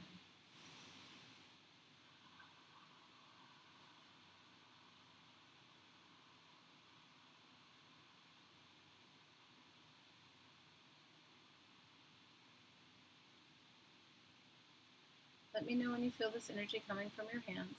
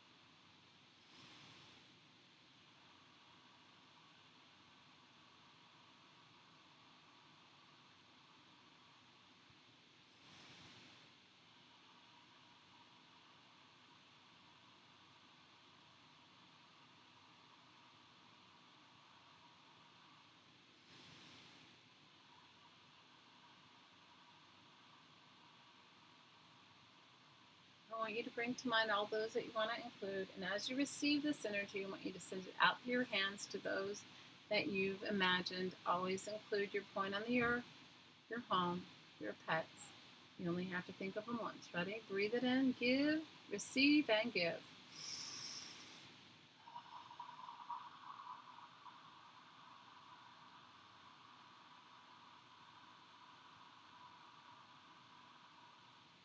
receive, and give.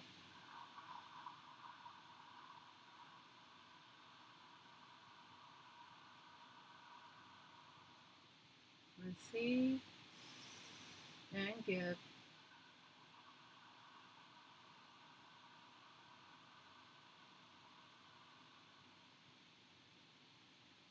Receive and give.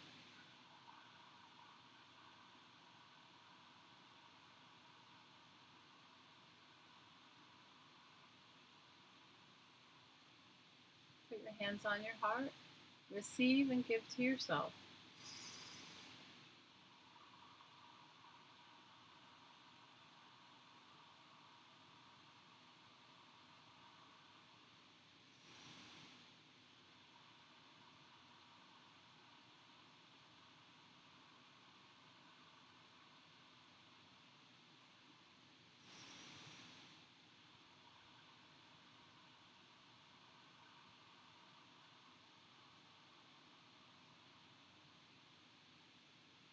I'd like you to imagine an infinity symbol starting in the heart of creator creation energy, crossing through your heart,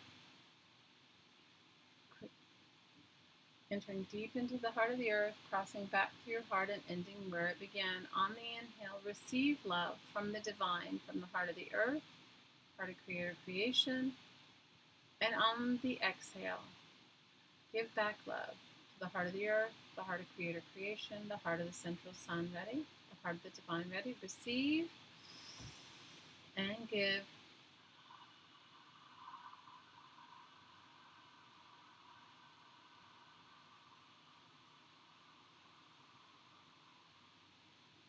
Receive and give.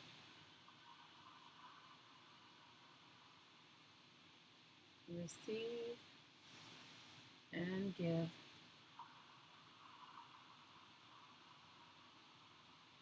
One more time. Receive and give.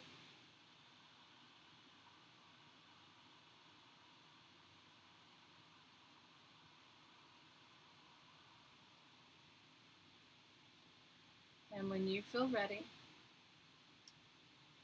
open your eyes and come back.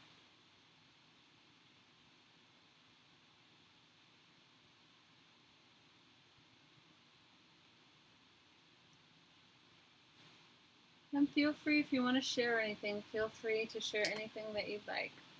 And you don't have to. There doesn't have to be anything to share.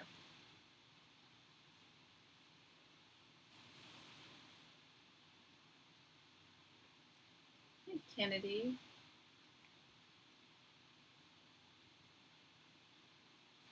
I'm liking the way this is turning out, and I'm liking I like the way napkins feel just glued down without any Mod Podge. I'm not telling you not to use Mod Podge. It just doesn't work for me and the climate I live in.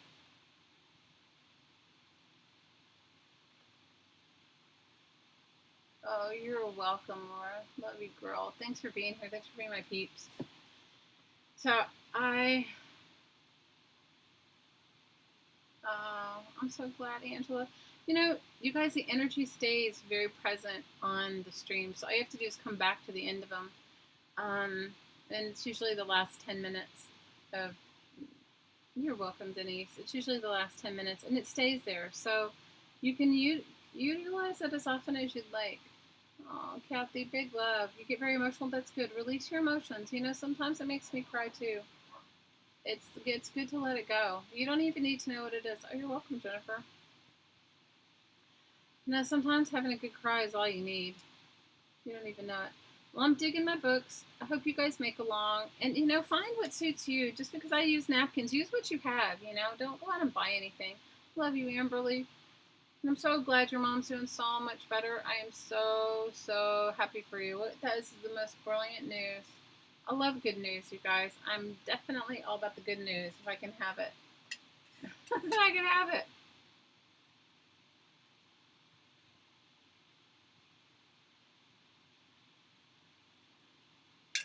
Oh, you're welcome, Laura. I'm glad that I can be the conduit for it. But, know that it's your energy that shows up for you. You know, you guys, there's nothing outside of us. Nothing. Even though I'd like to think that my Hottie's Tasmanian devil is outside of me, it's not. I must have the Tasmanian devil in me too. I'm excited about making these books. You guys, I've been making them for a long time. I make my own altar. I've used them as like gifts. You know, so you can imagine if you had some really cool pictures of somebody you wanted to put in here, and as you go through and add, and we sew and we put stuff in it, you could add pictures after it's all done of your friends. I'm excited about them. I mean, but it's not for everybody. So if you guys do vintage, then just put your tea dyed or coffee dyed papers in there.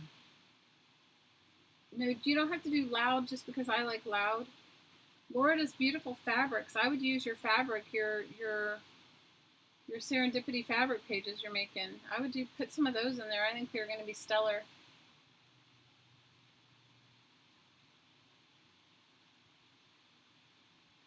Oh, Amberly, that's such good news. Such good news. Well, I'm glad you guys come and hang out with me. Otherwise, I'd be making my art all alone in Hawaii. Making my art, doing my woo-woo. No, I do. You know, I do have clients that I work with daily on doing that. But you know, it's like anything. You know, you get what you give, right? Amberly, I'm so happy for you. I like making altered books too. I don't know why. I like making painty papers. You guys, anybody even know why that is? I know I'm not the only one that likes to make painty papers. It's like ridiculous, right? It's like just love to make painty papers. I love you too, Kath. I'm glad you're here. Thanks for coming to hang out. Because I'm not telling any one of you to do a keto diet. I came to it to work for myself. You have to find what works for you. If Nutrisystem works for you, do that. If Weight Watchers works for you, do that. If just eating healthier works for you, do that. I'm not telling you to do what I'm doing. I'm just sharing with you my journey. You know, I'm just sharing with you what I'm going through. And mine was, the impetus was the pain part. I was like, you know, I'm not a good pain person. And the side effect has just been losing weight. Not that I didn't need to lose weight. I did, but, you know, side effect is that. Right? You love painty papers too? They're just addictive. Why is that? I don't know.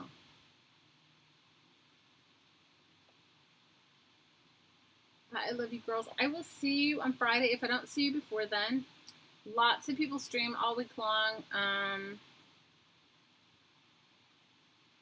Wednesday, Stacy from Pink Poodle Crafters does mixed media mashup, which is really fun if you haven't participated. And that's fun. Laura, pipe in and tell me. Yeah, Kathy, I have that. Laura, pipe in and tell me, everybody. You know what? When I facilitate this, I go completely mindless. My brain is like gone. Who's on Thursday? Is Aunt Beck on Thursday? You can always catch Marydell Abrams, the Mary Attier. She does early mornings with Mary. I think that's Tuesdays and Thursdays. Is Brooke doing Thursday this week? Brooke is Thursday at 6. And isn't Aunt Beck on Thursday too? Aunt Beck's on Wednesday. What time on Wednesday, Laura? Do you know?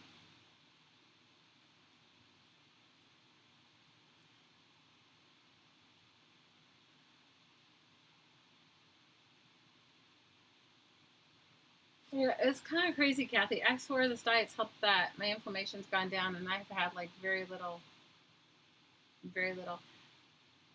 Aunt Beck's on Wednesday at 7:30. Recreations with Brooke is Thursdays at 6. The Marriottier does Thursday mornings. The first Friday of every month is Barb Owen, How to Get Creative. And that's fabulous. And she does sometimes streams other times too. We should make a list.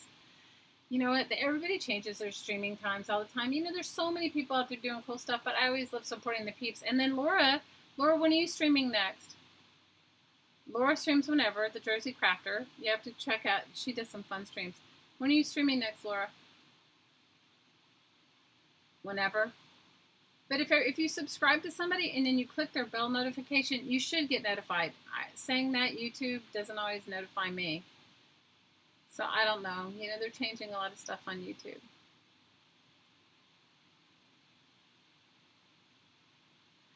And Laura has a YouTube hop Saturday at 11 a.m.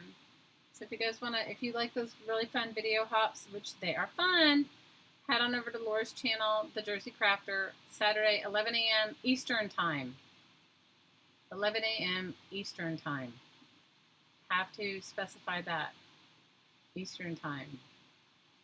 Which will be 5 a.m. my time. So I don't think that oh, it's not your hop. Well, so if I'm up at 5, I'll come over and see you. But if I'm not up at 5, I'm not going to go. It's a little early for me. That's why sometimes I miss Carla. Well, I love you, peeps. See you Friday, where we'll work on our magazine journal and maybe maybe the collage book or something like that. I don't know. Oh, it's a Joie de Vie. Joie de Vie's doing a hop. That's awesome. All right, my lovelies. I will see you again on Friday. If I don't find you in someone else's stream before then, which can very well happen, know that I love you. And as always, from my heart to your heart, I'm always sending you so much aloha. It's not too late if you guys want to do an altered book with us, okay? We're going to be doing it for several weeks until we get it to where we really love it. Love you, Laura. You guys click the little, if you go to the Jersey Crafter, 3, right at the end of the, where she is on the chat, and there's 3 little dots. Click those 3 little dots and you can subscribe. All right, love you guys, and I will see you on Friday.